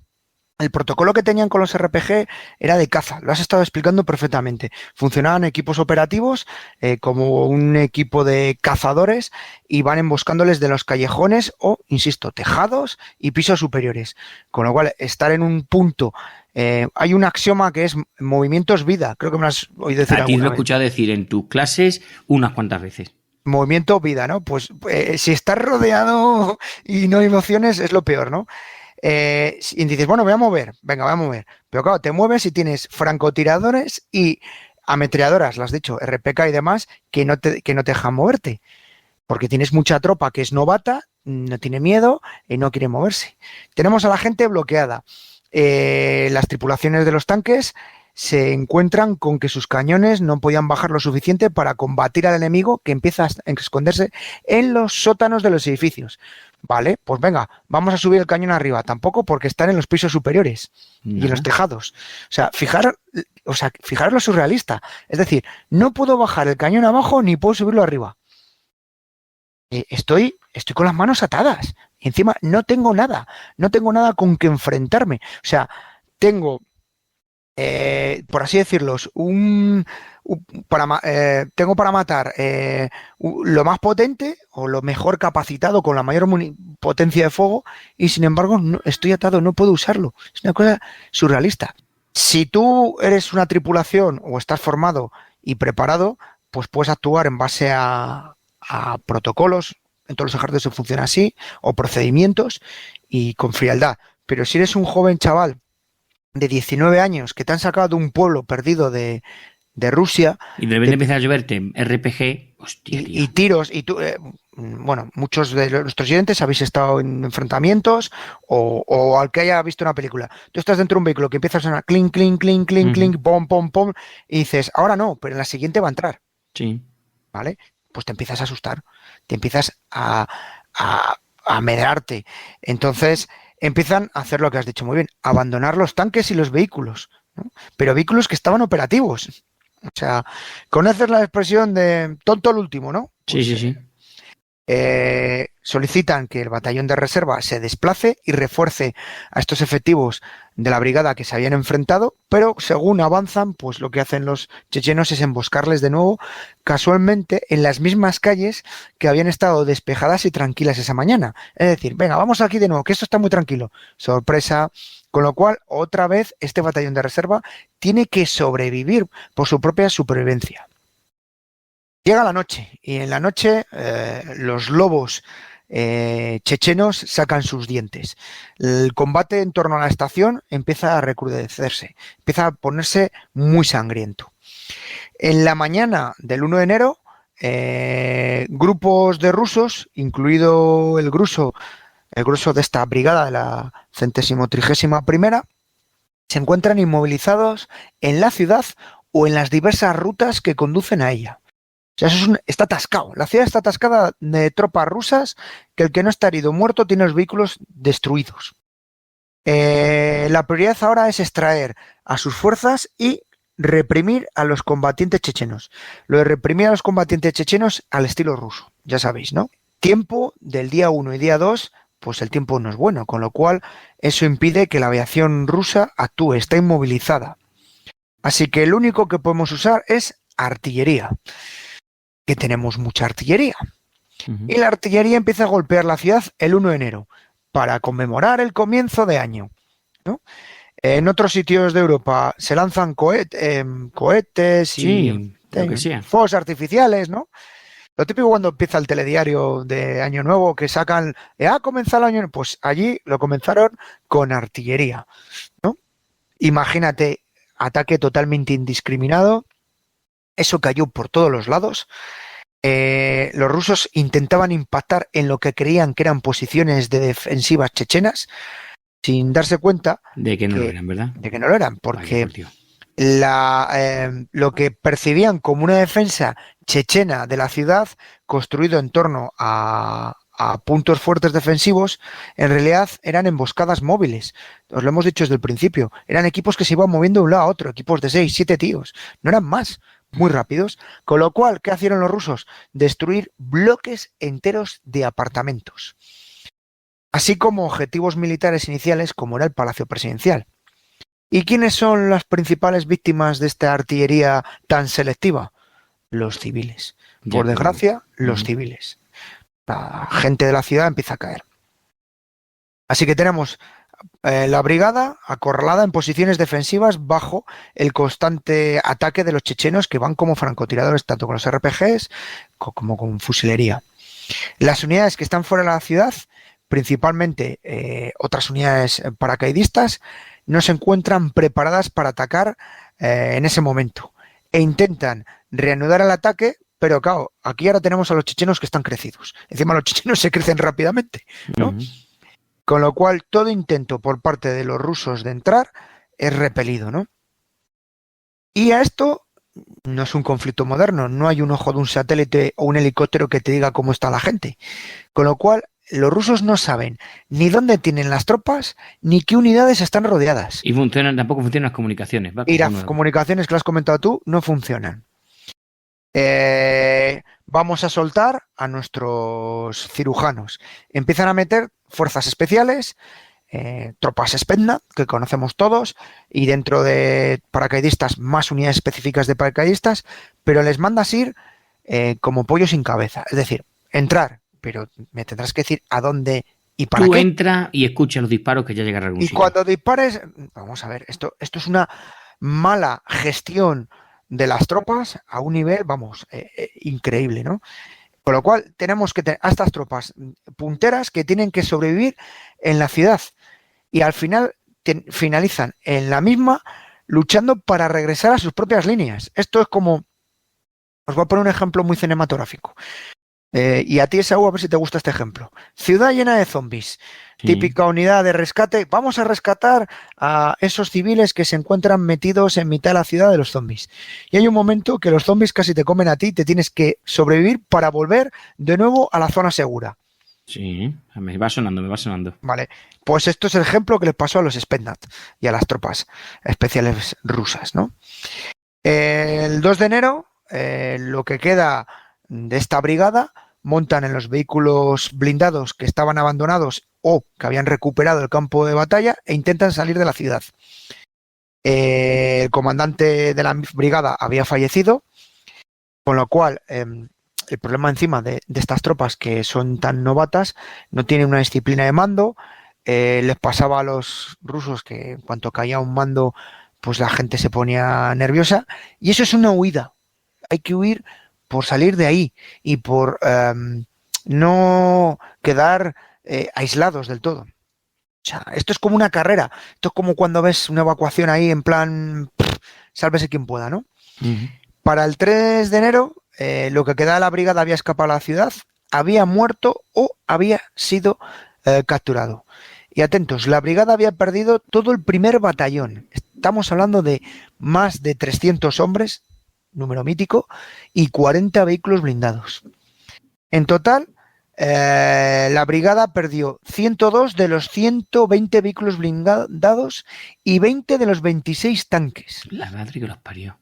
Casi todos los oficiales de la brigada habían muerto, también por el protocolo soviético con los mandos, que estos van en primera línea también. Se calcula que en torno a entre 700 y 800 efectivos. El 81º Regimiento de Fusileros perdió aproximadamente más de 60 vehículos blindados y sufrió en torno a casi 200 bajas. En total, las dos brigadas que atacaron desde el norte habían perdido más de 200 vehículos blindados de todo tipo y 1.500 bajas aproximadamente. La madre que los parió. O sea, eso es una burrada. Una burrada, ¿vale? Una burrada, y aquí es momento nos ponemos serios por respeto a que los cayeron, que muchos, como os hemos comentado, eran pobrecillos, y en el sentido de que eran gente que ni sabían dónde iban. Pensaban que iban a un desfile muchos, ¿no? Tenemos por contra a los chechenos, que están crecidos. Ellos tienen que aprovechar su éxito y presionar a los rusos para sacarles de Grozny, ¿no? La típica sensación de vamos a darles una patada, ¿no? Pero aún así tenemos una cantidad considerable de rusos alrededor de la ciudad, y los chechenos también sufren bajas. Aunque no lo aparezca en cualquier conflicto hoy en día con los medios de comunicación o de desinformación, que parece que nunca hay bajas, solo hay bajas del enemigo, nunca tuyas. Los chechenos en los diversos contraataques tuvieron numerosas bajas, pero pusieron fin a la primera y más sangrienta fase de la batalla por la ciudad. ¿Y qué van a plantearse los rusos ante esto? Saúl, ¿tú qué ves? ¿Cómo me lo ves? Pues yo supongo que siendo ruso lo volverán a intentar igual. A ver, tras la denominada derrota del ataque de Nochevieja, el ejército ruso se reorganizó, reevaluó y se preparó para renovar la ofensiva. La segunda fase del asalto para capturar Grozny comenzaría 7 días después, o 3 días después, depende de cuando lo pensemos, el 7 de enero del 95. Esta vez los rusos ejecutaron un ataque sistemático en la que secciones de infantería apoyadas por carros, vehículos de combate de infantería, vehículos blindados de transporte de tropas, fuego de artillería y mortero y los siempre presentes ataques aéreos avanzarían sistemáticamente por la ciudad hacia el Palacio Presidencial. Machacamos el territorio y avanzamos, ¿verdad? Uh-huh. Los pequeños grupos de asalto rusos iban a atacar cada edificio, los capturarían y los utilizarían como base para asaltar la siguiente posición. Vale, parece que me he equivocado, están aprendiendo. El fuego de artillería avanzaría por delante de la infantería y el fuego de cada carro de combate arrasaría cada edificio antes de que lo atacase la infantería. De este modo los rusos avanzarían firmemente, bloque a bloque, hacia su objetivo. También de paso iban a destruir sistemáticamente la ciudad a medida que avanzaran y sin duda pues acabarían con innumerables civiles atrapados en su avance, pero que en fin, ¿quién les manda a estar allí? Cuando los rusos intentaron, por tanto, avanzar el 7 de enero, se encontraron con una renovada resistencia chechena, porque si los rusos han aprendido, los chechenos también. Los chechenos iban a utilizar diversas técnicas para frustrar este rápido avance ruso. Se tomaron civiles como rehenes, que eso a lo mejor a los rusos no les importa tanto. Los combatientes chechenos se mezclaron con la población civil vistiendo ropas civiles. Se colocaron las siempre peligrosas trampas cazabobos en edificios y vehículos abandonados.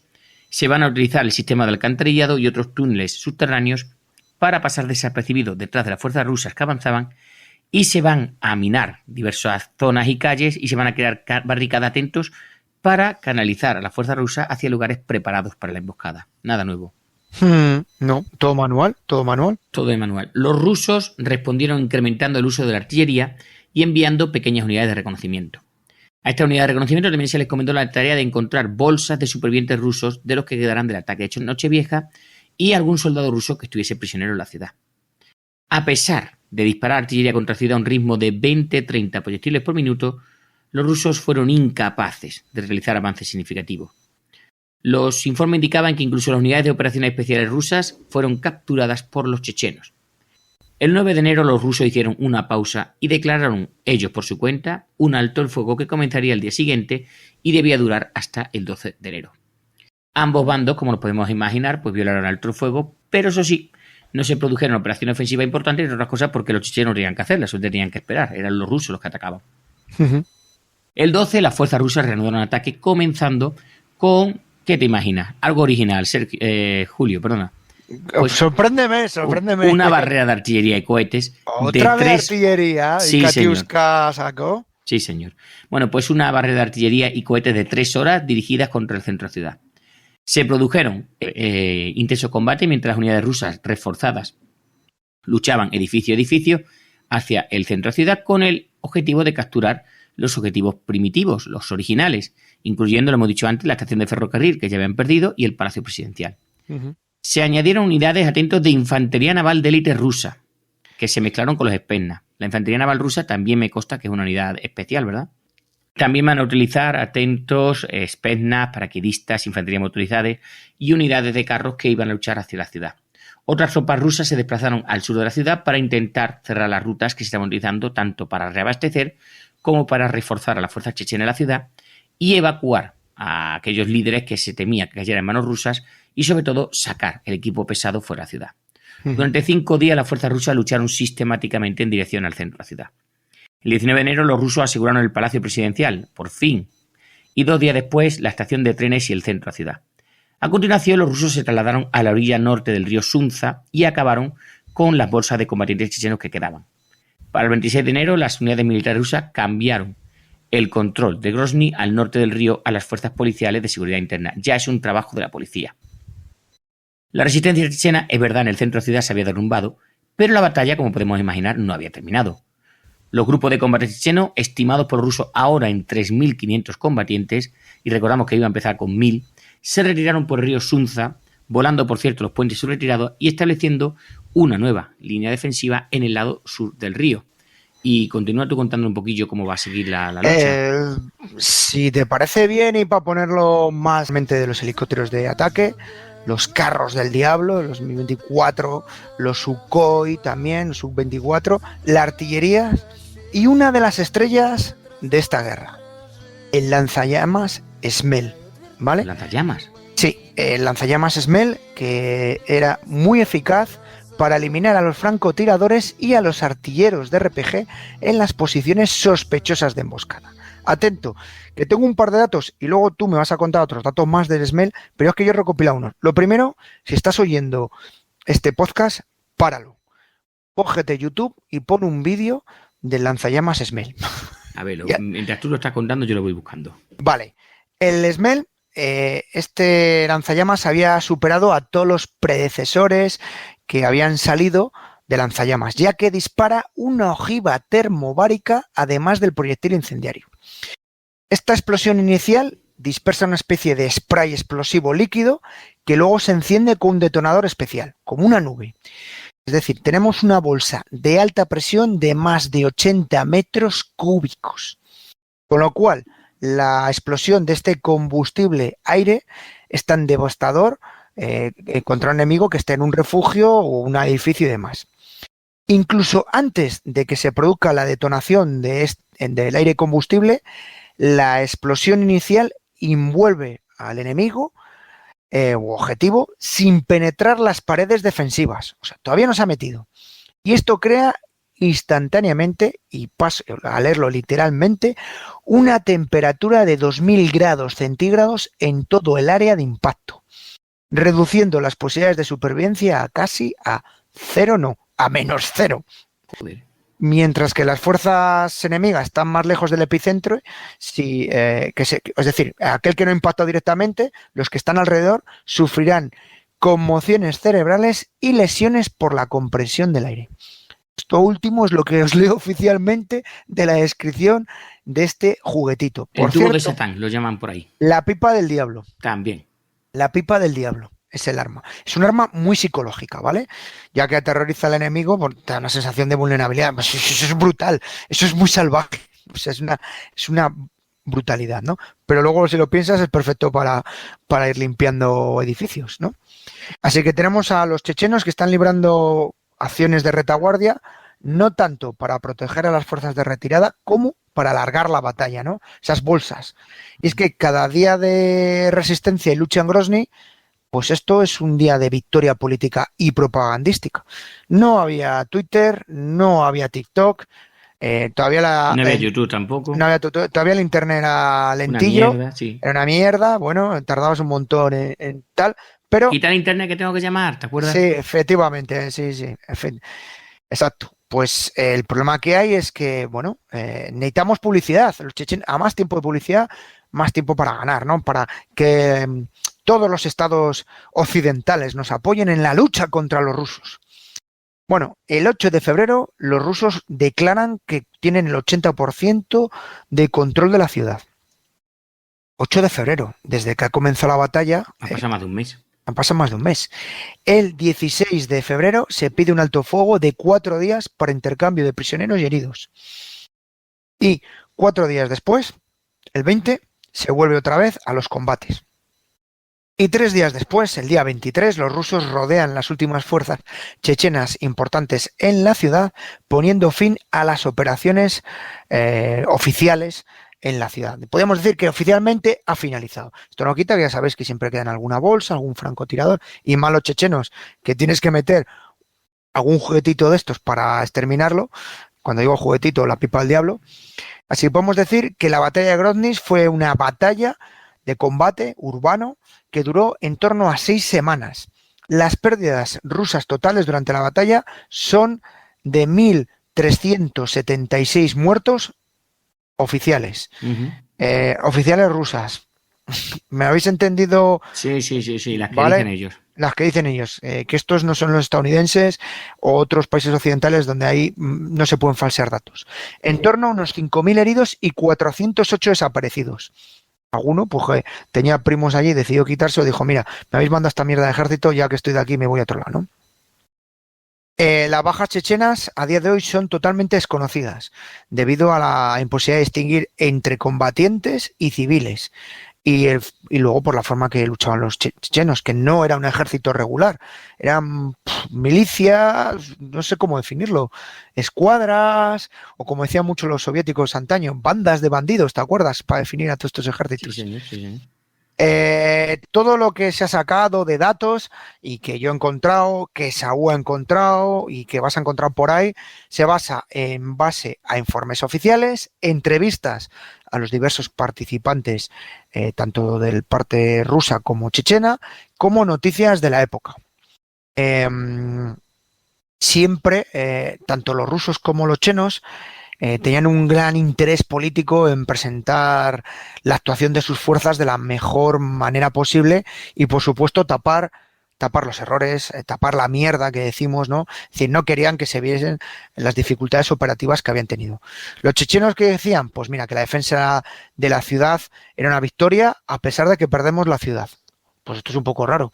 No, hemos ganado, pero si han arrasado la ciudad y han muerto prácticamente los defensores. No, pero hemos ganado porque hemos aguantado tanto tiempo. Ha merecido tanta sangre. Y es que los defensores de la ciudad estaban superados en número ya desde el principio. Estaban mal equipados y era imposible parar a una fuerza tan grande como la rusa. Y encima estaba también equipada más en cantidad que en calidad, ¿no? Pero bueno, aguantaron casi 50 días. Al mismo tiempo, hay que reconocer que infligieron muchas pérdidas a los atacantes y desde un punto de vista táctico se les llevaron por delante.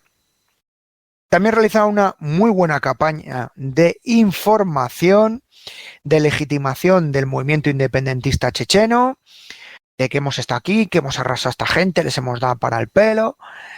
Y lo mejor que puede decirse de la actuación de las fuerzas rusas es que lograron su objetivo, que era tomar la ciudad y acabar con los independentistas.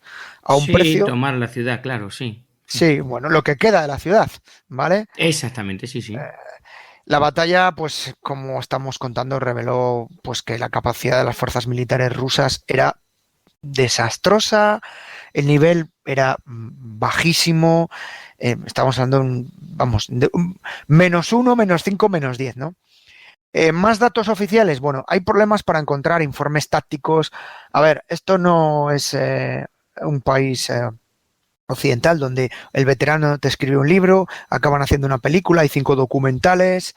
Lo único que se ha llegado ciertamente es de las tácticas que usaron principalmente tanto los chechenos como los rusos, muchas, pues, insisto, por entrevistas, como esa defensa es curiosa de la ciudad a través de unidades de combate móviles en lugar de establecer puntos fuertes, ¿no? Vamos a poner fortines, ¿no? Esta calle blindada, aquí vamos a establecer un búnker en este punto que no pase, ¿no? No, aquí al revés, movilidad. Y aquí vuelvo a mi axioma que doy a mis chicos. Movimiento es vida. Y es algo que se mostró muy eficaz en las primeras fases del combate, ¿no? Sobre todo cuando entran los rusos en los primeros momentos de la ciudad y les emboscan en los diversos ejes de la ciudad. Pero claro, en un sitio que el movimiento es vida, pero si hay un momento que no te puedes mover en ningún lado, pues complicado sobrevivir, ¿no? Rusos, falta de mando, control inadecuado o inexistente. Los flancos... ¿Qué flancos? Ya lo hemos dicho, que pasaba entre los edificios sin problema. Exacto. Mi sonrisa es la descripción de los flancos, ¿no? No uso de unidades de reconocimiento, no uso adecuado de la aviación, incluso en funciones de reconocimiento. Hoy en día está la ciudad llena de drones investigando o atacando. ¿Para qué te vas a arriesgar, no? Dejaron la iniciativa a los chechenos. Error. Insisto, uso el ejemplo del Bajo Derribado. Hemos perdido la iniciativa. Y ya en las siguientes fases de la batalla, ¿te acuerdas que he hecho 3 fases? Tanto la segunda como la tercera, pues las fuerzas rusas tenían dificultades para maniobrar, porque les iban encajonando. Esto, mientras tengas movimiento, tienes vida, ¿no? La respuesta rusa a la táctica chechena fue una cosa que llamaron, o que desarrollaron, que fue el cebo. Es decir, se enviaban pequeñas fuerzas, como un pelotón o una escuadra mecanizada, para tender una emboscada a los chechenos. Una vez que eran expuestos, que se veía dónde estaban, una fuerza mayor, apoyada por helicópteros de ataque y artillería, utilizaba esa potencia de fuego máxima para abrumar a los combatientes chechenos.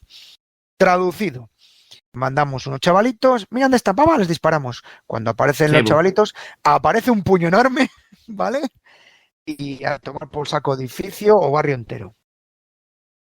Estoy usando ejemplos muy sencillos, pero creo que me lo estás cogiendo tú bien, ¿no? Clarísimo, o sea, sí. O sea, muy salvaje, ¿no? La respuesta chechena fue el uso deliberado, pues, de esos equipos móviles, ¿no? Y luego, por contra, cada vez que había más movilidad, empezaron a usar los rusos otra técnica llamada el abrazo. Pasamos del cebo al abrazo.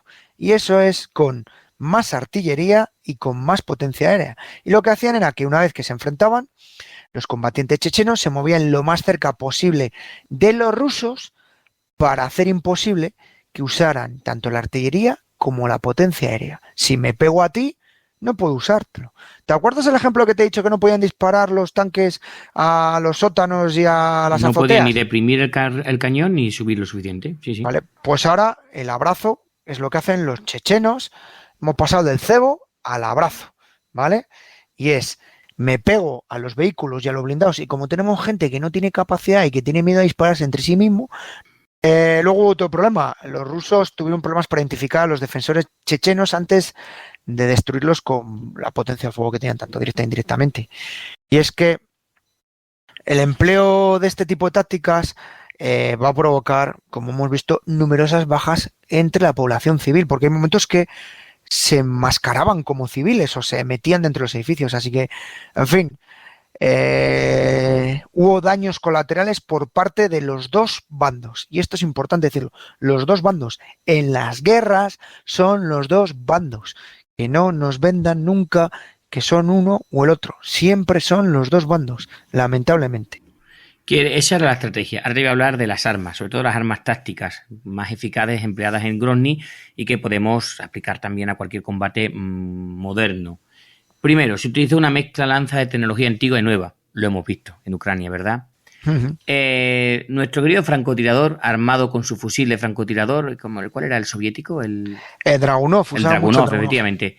Eso demostró ser siempre un elemento muy fiable y esencial para el combate urbano, para un éxito en el combate urbano, tanto en defensa como en el ataque. Las fuerzas chechenas emplearon francotiradores entrenados formalmente, así como tiradores designados competentes en la función de francotiradores. No sé cuál es la doctrina soviética sobre el uso de francotiradores. Te cuento. Sí. A ver, no de doctrina, sino de los chechenos. A ver, los chechenos te he dicho antes que nacen con una AK debajo del brazo. Sí. Tenían muy buenos tiradores. Entonces, a veces un tirador designado es simplemente... Puede ser, en esta gente usaban a un simple infante que era muy bueno, tenía mucha capacidad y a lo mejor disponía de una AK con una muy buena mira. Entonces tenías un infante que se convertía en tirador designado, con un simple AK, ¿vale? O sea, no... Sí, pero ¿cuál es la doctrina? O sea, ¿hay uno por escuadra cuya misión es apoyar los ataques? O... Es que no es lo mismo la doctrina chechena que la doctrina... Ya me imagino. Sí, la doctrina chechena es molestar. El ejército ruso, cuando vio lo que les venía, aprendió rápido, relativamente, y volvió en su operación ofensiva sistemática a incluir francotiradores para cubrir a la infantería mientras ésta saltaba edificios, como se podía ver, por ejemplo, en la película El francotirador, exacto, de los norteamericanos en Irak. Correcto. Una nueva arma empleada por ambos bandos, pero con especial efecto por las fuerzas chechenas, era la muy querida por cualquier guerrillero del mundo, la RPG-7, esta granada propulsada por cohete. Este arma, por si no lo sabéis, es increíblemente fácil de usar y letal para todos los vehículos blindados, incluidos los carros de combate. Correcto. Y si no, que se lo digan a los helicópteros. Sí, bueno, numerosos países que lo han sufrido, ¿eh? Que a RPG les han metido a Abrams, les han metido a toda la variante rusa. La diferencia es si el compartimento está preparado para que se salve la tripulación, pero el efecto lo hace. Sí, impactar. Y luego, bueno, las protecciones que se han ido adaptando, ¿no? Ahora los blindados... Defensas reactivas y demás. Sí, correcto. Vale, es un arma, por si no lo sabéis y no tenéis una en casa, ligera, fácil de transportar por un solo hombre, que se puede colocar rápidamente en los pisos superiores de edificios y los tejados. Y no necesitas adiestrar a una persona. Nada más que un tío que ponga por detrás el tubo, o no, que va por delante, encima ni siquiera tienes que poner uno por detrás. Sí, no tienes que formarle, no tienes que ser como un francotirador que tiene una formación, por ejemplo. Vale, pues seguimos. Lo que hacían es que se colocaban, lo hemos dicho antes, en los altos tejados. Los chechenos demostraron la versatilidad del arma, utilizarla contra vehículos blindados, en zonas abiertas. Lo utilizaron para acabar con la infantería, lo utilizaron para atacar los helicópteros que volaban bajo e incluso en modo de fuego indirecto lanzando los cohetes por encima de los otros edificios contra la fuerza rusa del otro lado, es decir, como si fuese una especie de mortero. Los rusos también tenían acceso a este arma, pero limitaban su uso principalmente a la función antiblindados tradicional. Los chechenos a veces aumentaban la letalidad de sus francotiradores equipándolos también con un RPG que le acompañaban, ya fuese en un hombre o directamente llevando tu RPG en la espalda. Las fuerzas rusas sí que emplearon un nuevo arma, que no se había visto antes en combate urbano, pero que se adaptaba perfectamente al entorno. El RPO-H-Schemmel, ya lo has dicho tú antes, nuestro querido lanzallamas. Pero yo no voy a repetirlo, es un arma termobárica, o sea que ya está ahí contada. Lanza un cohete de 90 milímetros, que lo estaba viendo en un vídeo y me lo contaba, y cuando impacta el objetivo... Sí, la ojiva dispersa un combustible que al mezclarse con el aire pues se lo chupa todo. Ver el vídeo, por favor. Exactamente. Y nada, cuéntame un poquillo de los carros de combate de la época, que ya estamos terminando. Bueno, los carros de combate, ya sabes, toda la familia, los T, desde T55 a T72 y demás. T34 si me apuras este paso, vamos. Sí, bueno, casi están a día de hoy, te voy a sacar. A ver, el carro de combate para los soviéticos, en este caso, doctrina soviética que arrastraba el ejército ruso en ese momento, se convirtió en un componente crítico del éxito. A ver, combate urbano, cambia las cosas, ¿no? Y es que desde el mes que se produce este combate, que es lo que va a ser estas 6 semanas largas, ¿no? Un mes largo, al principio los rusos confiaban plenamente en los tanques como base de las operaciones, es decir, va a ser el eje principal del ataque. El tanque dirige, por así decir, el ataque, el avance, es ese cuchillo que entra en la mantequilla, ¿no? Y entonces el resto de armas le apoya, la infantería, la artillería y demás. ¿Qué provocó? Pues lo has dicho, cuando van los tanques desfilando por una avenida, pues se convierten en el objetivo principal, con lo cual las mayores bajas las van a sufrir estos tanques al inicio de las operaciones. Tuvieron un número increíble de bajas. Que bueno, veo que en el 2024 sigue sucediendo. Yo tengo la teoría de que los rusos fabrican carros de combate o tanques como caramelos, pero bueno. Eso provoca que cambien la táctica, liderando los avances con tropas motorizadas que iban desmontadas, es decir, habían salido del vehículo a los laterales, y esas tropas eran de lo que es infantería y paracaidistas. Para ir limpiando, porque estábamos luchando contra unidades de combate muy móviles, entonces, para evitar que nos les embosquen a los carros, la fusilería, la infantería, va a apoyar a esta unidad. Luego, cerca de esta gente va a aparecer un vehículo que has comentado tú, el CSU, el 23, el Silka, tío. ¿Vale? El Silka.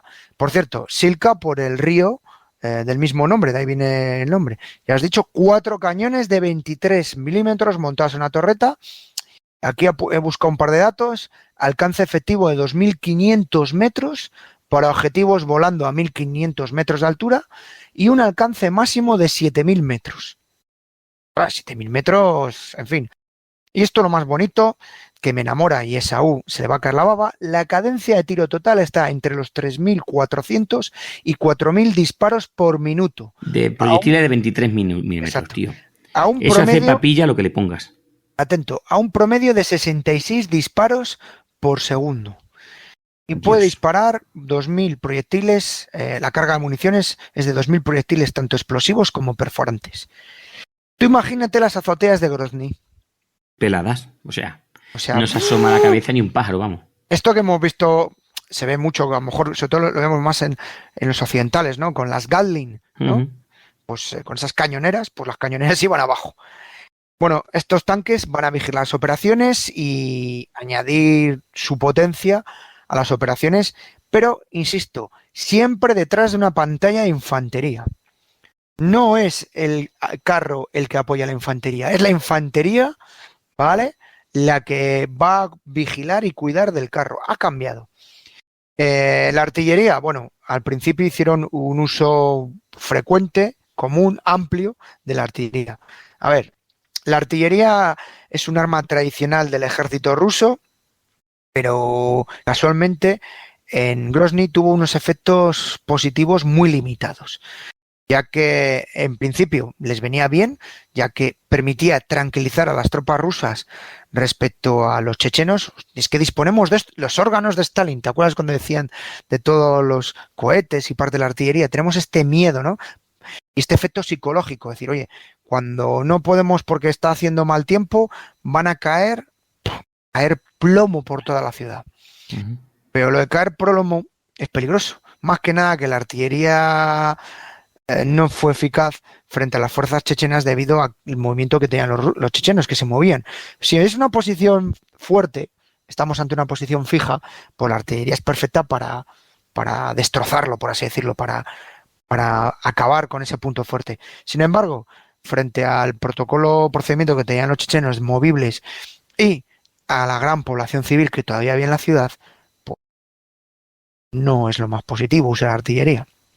Es más, la mayoría de los residentes de la parte central de la ciudad, porque la parte de ciudad de la ciudad era la zona buena, eran de origen ruso. ¿Cuál es que te comentaba de los rusos que vivían todavía?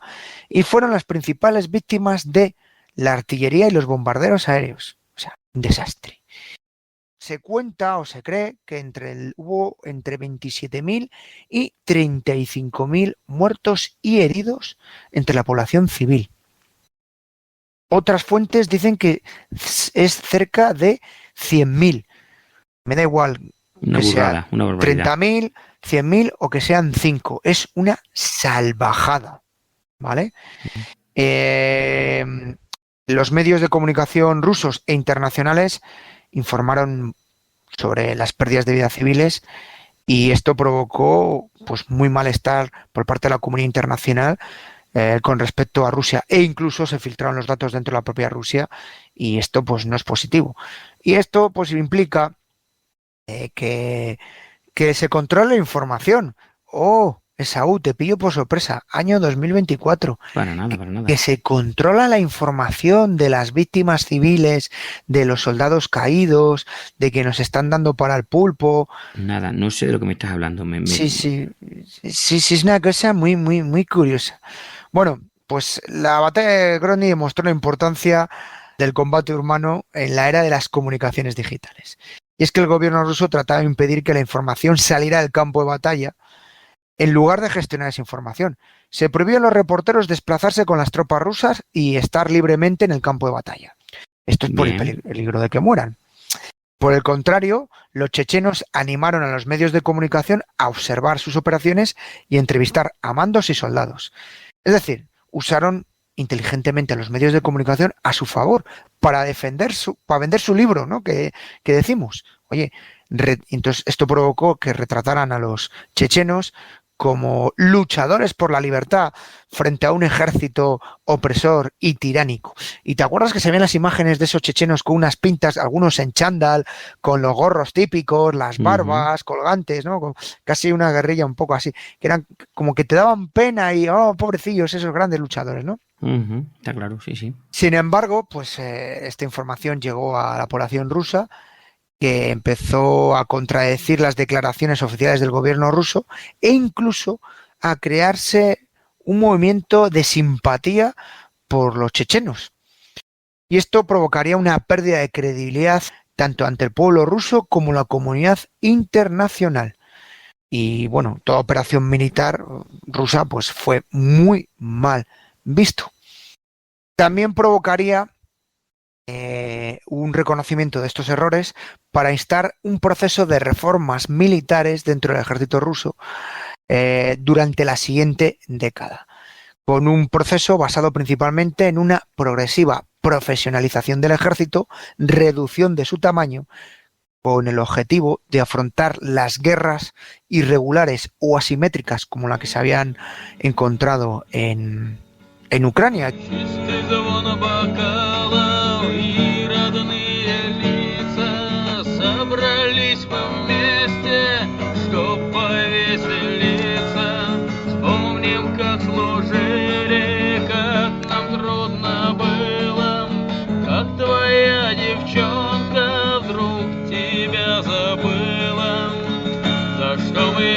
El ejército ruso, como hemos visto, pues al final conquistó la ciudad de Grozny, se la quitó a los combatientes chechenos en el 95.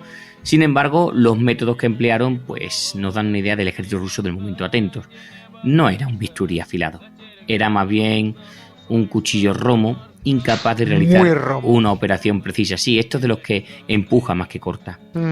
El ejército ruso no superó a los chechenos, simplemente los abrumó con su número.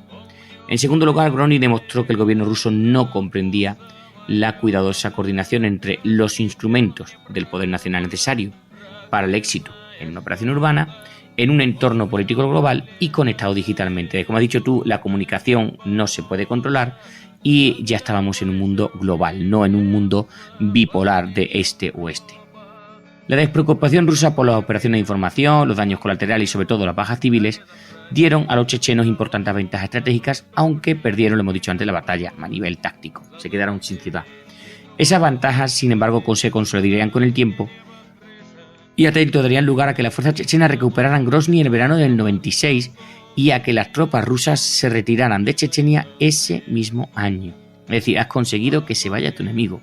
En el 97 se firmó un tratado formal entre el gobierno checheno y el ruso que restabilizó la relación entre ambos gobiernos hasta que una serie de atentados, y ya vamos terminando, Julio, desconocidos, ¿te acuerdas tú?, en edificios residenciales en Moscú, hicieron que un joven primer ministro, un tal Putin, pues de repente tomara el control y estableciera una nueva guerra, la Segunda Guerra de Chechenia, la cual esta vez él sí pensaba ganar, aunque esta vez en vez de, aparte de tropas, iba a enviar al peor enemigo de un checheno, otro checheno.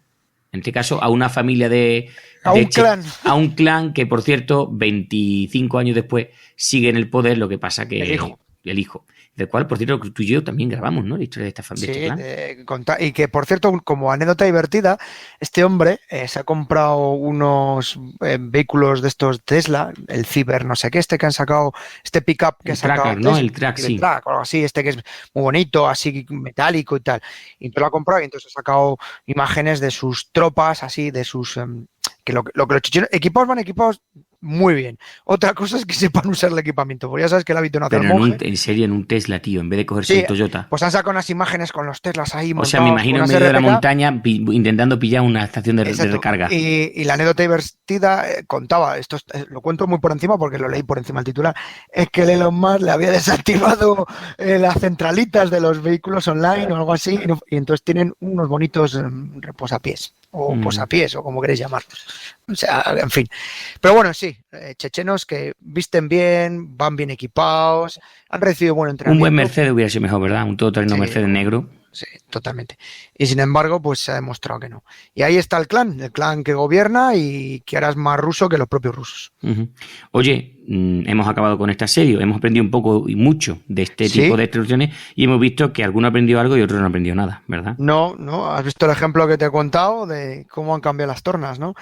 Insisto, lo que os contaba al principio, a ver, pues se puede hacer algo más grande, más amplio, contando incluso anécdotas, pero es difícil, ¿vale? A veces con tema de los rusos es difícil encontrar cosas muy buenas informativamente, ¿no? Y entonces queríamos hacer algo muy global, pero que fuera algo que nos vinculase con el pasado y con el futuro, para que entendáis también actualmente, cuando vemos el conflicto entre Rusia y Ucrania, algunas de las batallas, ¿no? Por ejemplo, Mariupol, ¿no? Que decías tú, ¿cómo están funcionando en Mariupol? O otras zonas, y nos va a servir un poco para entender cómo funciona esta gente. Por desgracia, con muchos muertos. Bueno, pues nada, hemos dejado un asedio. ¿Cómo podemos llamar esta colección? ¿Asedio legendario? Podemos llamar asedio del siglo XX-XXI, no sé. Ya le ponemos ya veremos qué nombre le meteremos, porque iremos sacando alguno. Hay muchos nombres. Grozny fue un auténtico infierno para los soviéticos, para los rusos, disculparme, y fue una ciudad en llamas. Literalmente, con esos lanzallamas, es que a mí no me gustaría ser un checheno que me están disparando con ese y con cañones 122, como decíamos. Bueno, vamos a dejarlo aquí, Julio, que ya llevamos más de 2 horas. Ya traeremos otra lucha, yo que sé, Hue, no sé, Incheon, en fin, hay un montón de ciudades que tuvieron ciertos sitios o asedios durante el siglo XX. Y nada, Julio, despídete, que ya despido yo el programa. Pues nada, muchísimas gracias por la escucha, espero que lo hayamos hecho pasar bien, que os haya servido para aprender, para entender, insisto en lo que os he dicho. Lo hacemos de corazón para que os divirtáis, y si hemos cumplido ese objetivo estamos más que contentos con que tengáis esa formación e información. Y lo que os digo yo siempre, para acabar, cuídense y cuiden de los suyos.